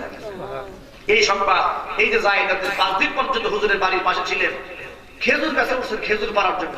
একজন সাহাবী নিচ থেকে ডাক দিয়ে বলেন, হে আল্লাহর রাসূলের সাহাবী যায়েদ, খেজুর পাড়তেছো? বিশ্বনবী মুহাম্মদ রাসূলুল্লাহ আমাদেরকে এতিম বানায় চিরতরে চলে গেছে। এই সংবাদ শোনার সাথে সাথে যায়েদ বিন সালেম খেজুরের গাছ থেকে আস্তে আস্তে নামে নাই, হাদিস শুনে গেছে, লাফ দিয়ে চিঠে পড়ে গিয়েছেন। আশিক রাসূল দাবি করেন, খালি বিরিয়ানি খেয়ে সিগারেট টান দিয়ে আশিক রাসূল হওয়া যায় না, গাঁজা খেয়ে আশিক রাসূল হওয়া যায় না। আশিক রাসূল দাবি করেন নিজেকে, আশ্চর্য মানুষ। আশিক রাসূল আপনি হতে চান, যায়েদ বিন সালেমের মতো হয়ে যান। যায়েদ বিন সালেম খেজুর গাছ থেকে লাফ দিয়ে নিচে পড়ে কান্না করে আল্লাহর কাছে বলেন, রব্বুল আলামিন, তুমি আমার চোখটারে অন্ধ বানায় দাও, এই চোখ দিয়ে আমি পৃথিবীর কিছুই দেখতে চাই না, আমি আমার স্ত্রী দেখতে চাই না, আমি আমার সন্তান দেখতে চাই না, আমি আমি আমার পরিবার পরিজন কাউকে আমি দেখতে চাই না। যে চোখ দিয়ে আমার নবীর মৃতদেহটা দেখবো, আমার নবীর ডেড বডিটা দেখবো, আমার যে চোখের কোনো দরকার নাই, চোখটারে অন্ধ বানায় দাও। কিয়ামতের দিন যখন তুমি আমার পুনরায় জাগ্রত করবা, জাগার সাথে সাথে এই চোখ দিয়ে যেন আমি মুহাম্মদ রাসূলুল্লাহকে দেখতে পাই। চিল্লায় বলেন সুবহানাল্লাহ। আজকের সর্বপ্রথম আমার হুজুরকে দেখতে পাই। হাদিস শরীফে এসেছে আল্লাহ রাসূলের এই সাহাবীর দোয়া আল্লাহ পাক মঞ্জুর করে নিলেন। তিনি সাথে অন্ধ হয়ে গিয়েছিলেন, আল্লাহ পাক কবুল করে নিয়েছিলেন। কাল হাসরের মাঠে তাকে চোখটা খোলার সাথে সাথে বিশ্বনবীর চেহারা তার সামনে আল্লাহ তুলে ধরবেন। আশিক রাসূল দাবি করেন এই সেই 12 রবিউল আউয়াল, যেদিন যায়েদ বিন সালেম অন্ধ হয়ে গিয়েছিলেন। হুজুরের সাহাবী হযরত ওমর পাগল পারা হয়ে খোলা তরবারি হাতে নিয়ে 12 রবিউল আউয়ালে যেদিন তোমরা বিজয়ের মিছিল করো, সেদিন হযরত ওমর দাঁড়িয়ে বলেছিলেন যে খালি মুখ থেকে বলবে আল্লাহ নবী মারা গেছেন, কল্লাটা উড়াই ফেলবে। পাগল হয়ে গিয়েছিলেন। হুজুরের সাহাবী হযরত আবু বকর রাদিয়াল্লাহু তাআলা ঠান্ডা মেজাজে পরিস্থিতি নিয়ন্ত্রণে এনেছেন। আবু বকর ওমরের সামনে গিয়া কোরআন কারীমে আয়াত তেলাওয়াত করেছেন, ওয়া মা মুহাম্মাদুন ইল্লা রাসূলুন ক্বাদ খালাত মিন ক্বাবলিহি রুসুল আফা ইন মাতা আও কুতিলা ক্বালাবতুম আলা আকাবিকুম। সুবহানাল্লাহ। যে নবী যিনি একজন মানুষ ছিলেন, ওয়া মা মুহাম্মাদুন ইল্লা রাসূল, রাসূল ছিলেন। ওয়া মা মুহাম্মাদুন ইল্লা রাসূল, মুহাম্মদ তো আর কিছু না, তিনি ছিলেন আল্লাহ পাকের রাসূল। ঠিক কি না? ক্বাদ খালাত মিন ক্বাবলিহি রুসুল, তার আগে দুনিয়াতে অনেক রাসূল এসেছেন, তারাও চলে গেছে। আফা ইন মাতা, তিনি যদি মারা যান, আও কুতিলা, অথবা তিনি যদি শহীদ হন, ইন্তেকাল হয়ে যায়, ইন ক্বালাবতুম আলা আকাবিকুম, তোমরা আবার পূর্বের ধর্মে ফিরে যাবে। তারা বলে না, ফিরে তো যাবো না। আল্লাহ রাসূল সাল্লাল্লাহু আলাইহি ওয়াসাল্লামের আল্লাহ পাকের এই আয়াতটা শোনাবার পরে হযরত আবু বকর সিদ্দিক রাদিয়াল্লাহু তাআলা জোর গলায় বললেন, যারা মুহাম্মদের ইবাদত এই পর্যন্ত করেছো তারা জেনে রাখো মুহাম্মদ মরে গেছে। আর যারা বিশ্বাস করো তোমরা আল্লাহর ইবাদত করেছো, তাহলে জেনে রেখো সে আল্লাহ এখনো মরে নাই। চিল্লায় বলো সুবহানাল্লাহ। মাদানী সাহেব বানায় হাদিস করে না, বুখারী শরীফ খুলেন, এই কিতাবগুলো, এই কথাগুলো হাদিসের কথা। আজকে সেই দিনে রাসূলের জন্য আপনি কাঁদেন, হুজুরের জন্য আপনি কান্নাকাটি করুন, সাহাবাইকের মতো কান্নাকাটি করুন আমার রাসূলের জন্য, যদি মুহাম্মদ ঠিক কিনা বলেন না কেন? তা না করে আপনারা কি করলেন? টুকটুকি বাজাইলেন, মিছিল করলেন, মাইক লাগাইয়া এই যে তালা মারতেছে। আমার মানুষ ছিল কুমিল্লায়, কুমিল্লা চান্দিনাতে প্রোগ্রাম ছিল, কুমিল্লা থেকে দক্ষিণ সদরে মাহফিল করে ফিরে আসতেছে। রাস্তার মধ্যে যুবক ছেলেরা এই মাথার মধ্যে সবুজ সবুজি লাগায়, আশিক রাসূল হয়ে গেল। ইমাম সাহেব তিনি ছিলেন, আমাকে বলেন হুজুর একটা ছেলে যদি বলেন সারা বছর নামাজ পড়ে, সারা বছর নামাজ পড়ে না, ও আশিক রাসূল হয়ে গেছে। বর্ণানি করার জায়গা পান না, ঠিক কিনা কথা কেন? সারা বছর নামাজের খবর নাই, ও 12 রবিউল আউয়ালে সাইনবোর্ড লাগা আশিক রাসূল হয়ে গেল। আর যেই লোকটা সারা বছর নামাজ পড়লো, তাহাজ্জুদ করলো, নবীর হুকুম মতো ভোরে পর্দায় রাখলো, সে আশিক রাসূল হইল না। শয়তানি আর জায়গা পাবো না, ঠিক কিনা বলে না কেন? আজকে তওবা করতে হবে। 12 রবিউল আউয়ালে বিরানের মিছিল নয়, কান্নার মিছিল করতে হবে, ঠিক কিনা? কান্না করুন হুজুরের জন্য, সাহাবাইকের জন্য কান্দুন, নবীর জন্য দরুদ পড়ুন, আশিক রাসূল হয়ে থাকেন। মুখ দিয়া শুধু দাবি করে আশিক রাসূল হওয়া যায় না, আমল দিয়ে প্রমাণ করুন আপনি আশিক রাসূল। আমার হুজুরের মুখে দাঁড়িয়ে ছিলেন না? দাঁড়িয়ে ছিল না? আমার যুবক ভাইরা, আমরা যদি আশিক রাসূল দাবি করতে চাই, আমার মুখে দাঁড়িয়ে রাখবেন, লাগবে না লাগবে না? আজকে ওয়াদা করেন আমি আশিক রাসূল, আপনি আশিক রাসূল। আজকে ওয়াদা করেন আজকের পর থেকে মুখে দাঁড়িয়ে যা আর কাটবেন না। ওয়াদা করতে পারবেন? দেখি কারা কারা পারবেন, দু হাত দেখতে চাই, ভালো করে উচ্চারণ করেন দেখি। আলহামদুলিল্লাহ, আলহামদুলিল্লাহ, সবাই আলহামদুলিল্লাহ কর, আলহামদুলিল্লাহ।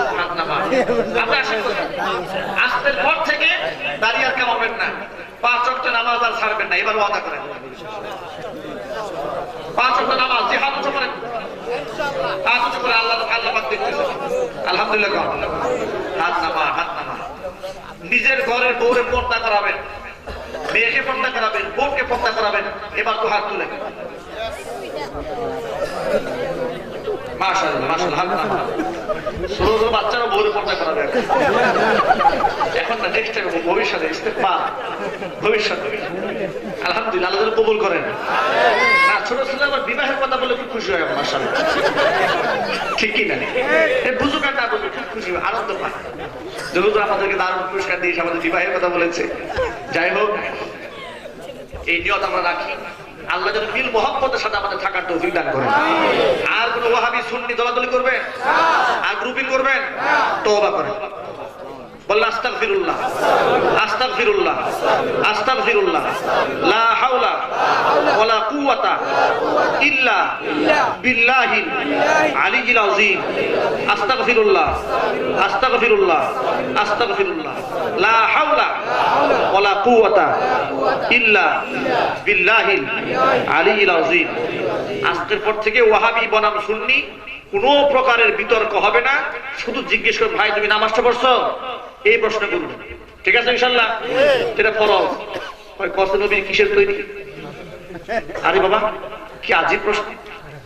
আপনাকে এই সমস্ত বিতর্কের কথা আপনাকে কে বলেছেন? আচ্ছা, একটা মানুষ যদি রাসূল কিসের তৈরি জানলো না, কিন্তু হুজুর সাল্লাল্লাহু আলাইহি ওয়াসাল্লাম যে আদর্শের কথা বলে গেছেন, নামাজের কথা বলে গেছেন, রোজার কথা বলে গেছেন, হ্যাঁ, কাল হাসরের মাঠে সর্বপ্রথম কি প্রশ্ন হবে? নামাজ। সবাই বলেন না কেন? আউয়ালু মা ইউহাসাবু বিহিল আবদু ইয়াওমাল কিয়ামাতিস সালাত। সর্বপ্রথম প্রশ্ন হলো, বেটা নামাজ পড়েছিস কিনা? আর এ জিজ্ঞেস করে নামাজের কথা খবর নাই, কই ঘুরে তুই না মানে যদি পিঠাপিঠি, এটা হলো ইমানের অংশ বানাইছে। আশ্চর্য কথা, আমার যে কথা বললে সমাজে ফিতনা হবে সেই কথাগুলো জানা। আমাকে একদিন এক লোক প্রশ্ন করছে, হুজুর এই যে তসবির দানাটা পৃথিবী থেকে আবিষ্কার করছে। কি প্রশ্ন, চিন্তা ভাবছি, প্রশ্ন তো কত কিছু শুনলাম, আজীব ধরনের প্রশ্ন। আবার আরেকজন বলে, আমাদের এসব বহুত বড় আলেম দেখছি, একটা প্রশ্ন করছে উত্তর দিতে পারে না। কি প্রশ্ন? জিজ্ঞেস করছিলাম ফিরআউনের নানির নাম কি? এই প্রশ্নের কি হাইসিয়ত? একজন বলে, হুজুর আদম আলাইহিস সালামের বিয়ে পড়াইছে কেন? হুজুর খুব চালাক, খতিব সাহেব মানুষ, ইমাম সাহেব দারুণ চালাক। বলে কি বিবাহের দাওয়াত টাওয়াত পাই নাই, তো বলতে পারবেন।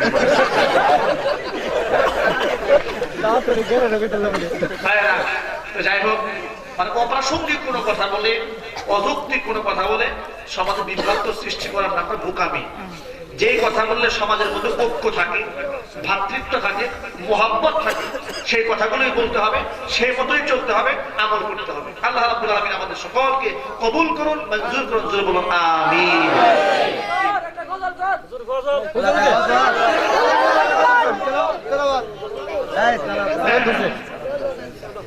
গজল তো আমার আগের বক্তব্য শোনা গেছে অনেকগুলা, এখন আর গজল দরকার নাই। মা বোনদের জন্য, যুবক যুবতী, আবার বৃদ্ধ বনিতা যারা এখানে এসেছেন, সবার জন্য দোয়া করব। বিশেষ করে যারা অঞ্চল থেকে কবরের জমিনে মেহমান হয়ে গেছে, মুর্দে গান, তাদের জন্য খুব বেশি দোয়া করা দরকার। আমরা যদি আমাদের মৃত আত্মীয় স্বজনদের জন্য দোয়া করি, তাহলে আমরা মরে গেলে আমাদের আত্মীয় স্বজনরা আমাদের জন্য দোয়া করবে, ঠিক না?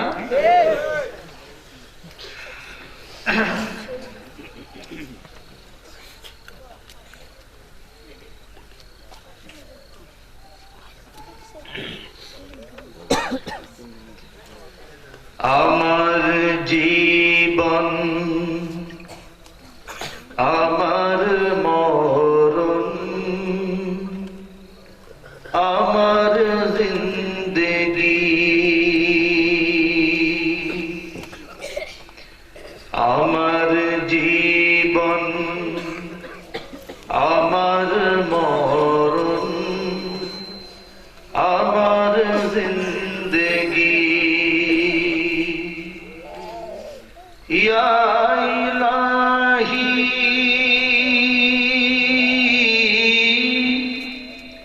ইয়া ইলাহি কবুল করো আমার বন্দেগি, আমার জীবন, আমার মরণ,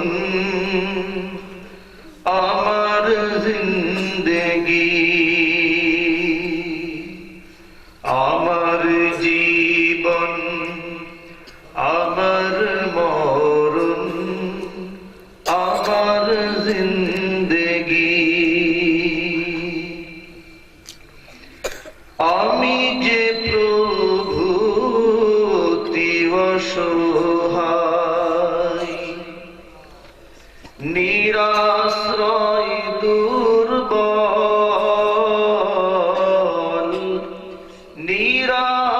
আশ্রয় দুর্বল,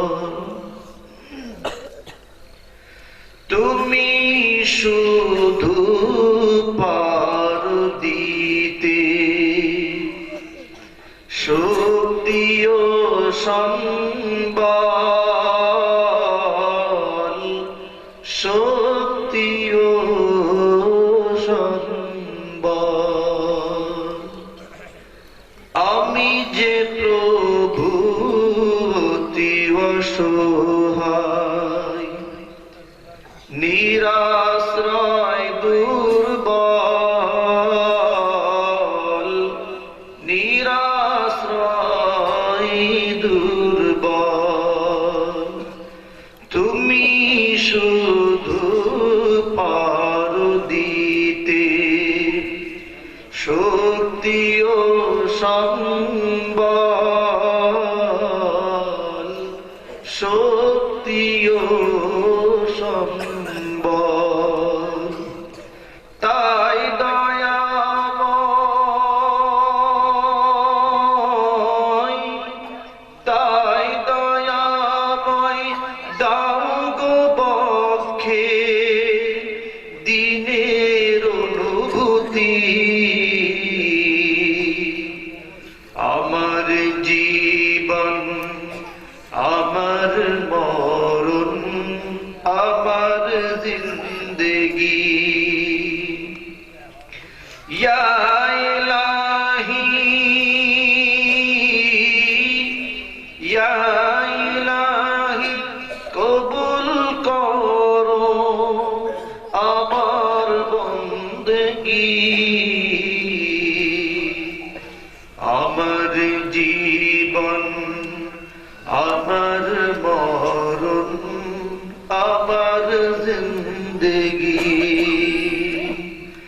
আমার জীবন আমার মরণ আমার জিন্দেগি। আলহামদুলিল্লাহ, সকলেই আমরা হুজুরের সুস্বাস্থ্য কামনা করি। অনেক দূরে যাবেন, কক্সবাজার। আমি আপনাদের কাছে একটি কথাই বলছি, আমরা আজকে এই পর্যন্ত 3 বছর হয়ে গেছে আমাদের বাৎসরিক মাহফিল। আমি আপনাদের কাছে বলতে চাই, অন্ধকার দূর হলে, অন্ধকার যদি আমরা বিতাড়িত করতে হয়, আলো জ্বালতে হবে। আলো জ্বাললেই অন্ধকার দূর হয়ে যাবে।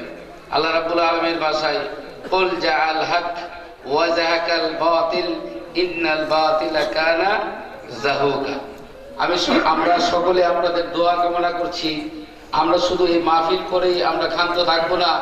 আমাদের ভবিষ্যৎ, আমাদের প্রবাসীদের উদ্যোগে এই মাহফিল, প্রবাসীদেরকে আমরা এই সান্ত্বনা দিয়েছি। শুধু মাহফিল করেই আমরা ক্ষান্ত থাকবো না, আমরা একটা আলো জ্বালাতে চাই। সেই আলোটা যেন হয় অন্ধকার দূর করার মতো, আমরা একটা প্রতিষ্ঠান করতে চাই। আমরা একটা, এই জন্য আমাদের একটা প্ল্যান আছে, প্রোগ্রাম আছে। আপনারা সকলের কাছে দোয়ার প্রার্থী।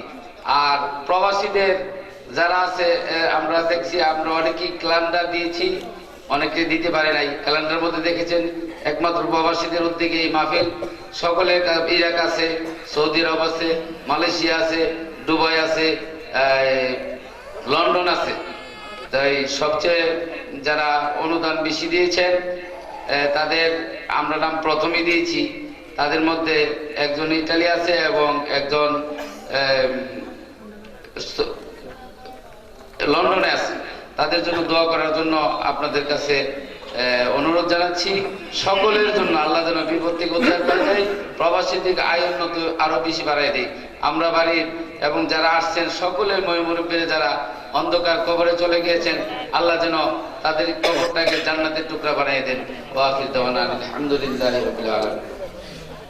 আস্তাগফিরুল্লাহ, আস্তাগফিরুল্লাহ আল্লাযী লা ইলাহা ইল্লা হুয়াল হাইয়ুল কাইয়্যুম ওয়া আতুবু ইলাইহি ওয়া লা হাওলা ওয়া লা কুওয়াতা ইল্লা বিল্লাহিল আলিয়্যিল আযীম। আল্লাহুম্মা আমিন। ربنا ظلمنا أنفسنا وإن لم تغفر لنا وترحمنا لنكونن من الخاسرين.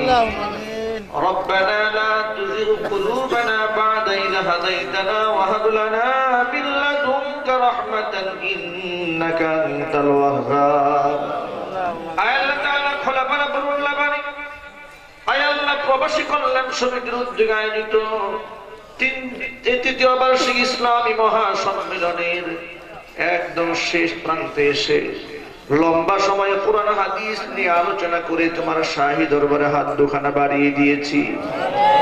আল্লাহ তাআলা আলোচনার ভুল বিয়াদবি ক্ষমা করে সওয়াবের হাদিয়াটুকু কবুল করে সোনার মদিনায় নবী পাকের রওজা মুবারকে পৌঁছে দাও। তামাম পৃথিবীর মাটির নিচে যত মুমিন মুমিনাত মুসলিমিন মুসলিমাত চিরবিদায় হয়ে চলে গেছেন তাদের আরওয়াহের উপর সওয়াবের হাদিয়াগুলি পৌঁছে দাও। আয় আল্লাহ, আমরা যারা হাত তুলে ধরেছি আমাদের অনেকের মা নাই, দাদা নাই, দাদি নাই, অন্ধকার কবরে চলে গেছে। আল্লাহ, মারহুম আত্মীয় স্বজনের কবর গুলাকে জান্নাতের টুকরা বানায়া দাও। আমার জওয়ান ভাইয়েরা হাত তুলে ধরেছে, যুবক ভাইদেরকে ইসলামের কর্মী বানায়া দাও। আয় আল্লাহ, আমার বৃদ্ধ বাবারা হাত তুলে ধরলো, জিন্দেগির গুনার খাতা মাফ করে দাও। বাকি জীবন তোমার মর্জি মুআফিক কাটাবার জন্য তৌফিক দান করে দাও। আয় আল্লাহ তাআলা, আমার মা বোনেরা লম্বা সময় বয়ান শুনেছেন, মা বোনদের জিন্দেগির গুনার খাতা মাফ করে দাও। নিঃসন্তানী মাকে সন্তান দিয়ে দাও। স্বামী স্ত্রীর সাথে মহব্বত যদি না থাকে মেহেরবানি করে মহব্বত পয়দা করে দাও। সন্তান সন্ততি দিনের পথে পরিচালনা করার তৌফিক দিয়ে দাও। আয় আল্লাহ, খাস করে গোটা পৃথিবীর মুসলমানদের হেদায়েত দান করে দাও, মুসলমানদের ঐক্য দিয়ে দাও। আয় আল্লাহ, খাস করে বাংলাদেশের জমিনকে কবুল করে নাও। আল্লাহ, সকল ধরনের ষড়যন্ত্র থেকে আমাদের দেশটাকে তুমি হেফাজত করে নাও। আয় আল্লাহ তাআলা, এই দেশের মসজিদ মাদ্রাসা উলামায়ে কেরাম তাওহীদ জনতার ঈমান আমল আখলাক আল্লাহ তোমার কুদরতি হাতের মধ্যে উঠায় দিলাম, কবুল এবং মঞ্জুর করে নাও। আয় আল্লাহ, এলাকার মধ্যে যতগুলো মুর্দেগান কবরের মাটিতে শুয়ে আছেন মেহেরবানি করে প্রত্যেকটা কবরবাসীর কবরটাকে জান্নাতের টুকরা বানায়া দাও। আয় আল্লাহ তাআলা, আমার প্রবাসী ভাইয়েরা বহু দূরে থাকি, আল্লাহ এত দূরে থেকেও তোমারে ভুললো না। আল্লাহ, জান্নাতের বাগান সাজাবার জন্য অর্থ করে দিয়ে বুদ্ধি শ্রম দিয়ে এই মাহফিল তারা সাজিয়েছেন। আমার প্রবাসী প্রত্যেকটা ভাইকে তুমি মাফ করে দাও, তাদের জানমালের মধ্যে ভরপুর বরকত দান করে দাও। আয় আল্লাহ, হালাল রোজগারের তৌফিক দিয়ে দাও। আল্লাহ, অনেক ভাইরা দোয়া চেয়েছেন, প্রবাসী ভাইরা যে নিয়তে দোয়া চেয়েছে প্রত্যেকের দিলের নেক বাসনা পূর্ণ করে দাও। আমরা যারা হাত তুলে ধরেছি তোমার হাবিবের সাচ্চা আশিক হিসেবে আমাদের কবুল করে নাও। যেমন করলে তুমি খুশি হয়ে যাও, তোমার হাবিব খুশি হয়ে যান, সে আমল করার তৌফিক আল্লাহ আমাদের দান করে দাও। আয় আল্লাহ, সকল ধরনের বালা মুসিবত থেকে আমাদেরকে তুমি হেফাজত করে নাও। আয় আল্লাহ তাআলা, এই এলাকাটাকে তোমার কাছে আমানত দিয়ে গেলাম, কোন বাতিল, কোন শিরিক, কোন বেদাত এলাকার মধ্যে প্রবেশ করতে না পারে। আমার যুবক ভাইয়েরা, আমার বৃদ্ধ বাবারা, আমার মা বোনেরা সচেতন থাকতে পারেন, সেই তৌফিক আল্লাহ তাদের দান করে দাও। আয় আল্লাহ, সহিহ পথে চলা আমাদের সকলের জন্য সহজ বানায়া দাও। ইহদিনাস সিরাতাল মুস্তাকিম সিরাতাল লাযীনা আন'আমতা আলাইহিম গায়রিল মাগদুবি আলাইহিম ওয়ালাদ-দাল্লিন। রাব্বিরহামহুমা কামা রাব্বায়ানি সগীরা তাকাব্বাল মিন্না ইন্নাকা আনতাস সামিউল আলীম ওয়া তুব আলাইনা ইন্নাকা আনতাত তাওয়াবুর রহিম। سبحان ربك رب العزة عما يصفون وسلام على المرسلين والحمد لله رب العالمين. واجعل آخر كلمتنا عند الموت لا إله إلا الله محمد رسول الله. السلام عليكم ورحمة الله.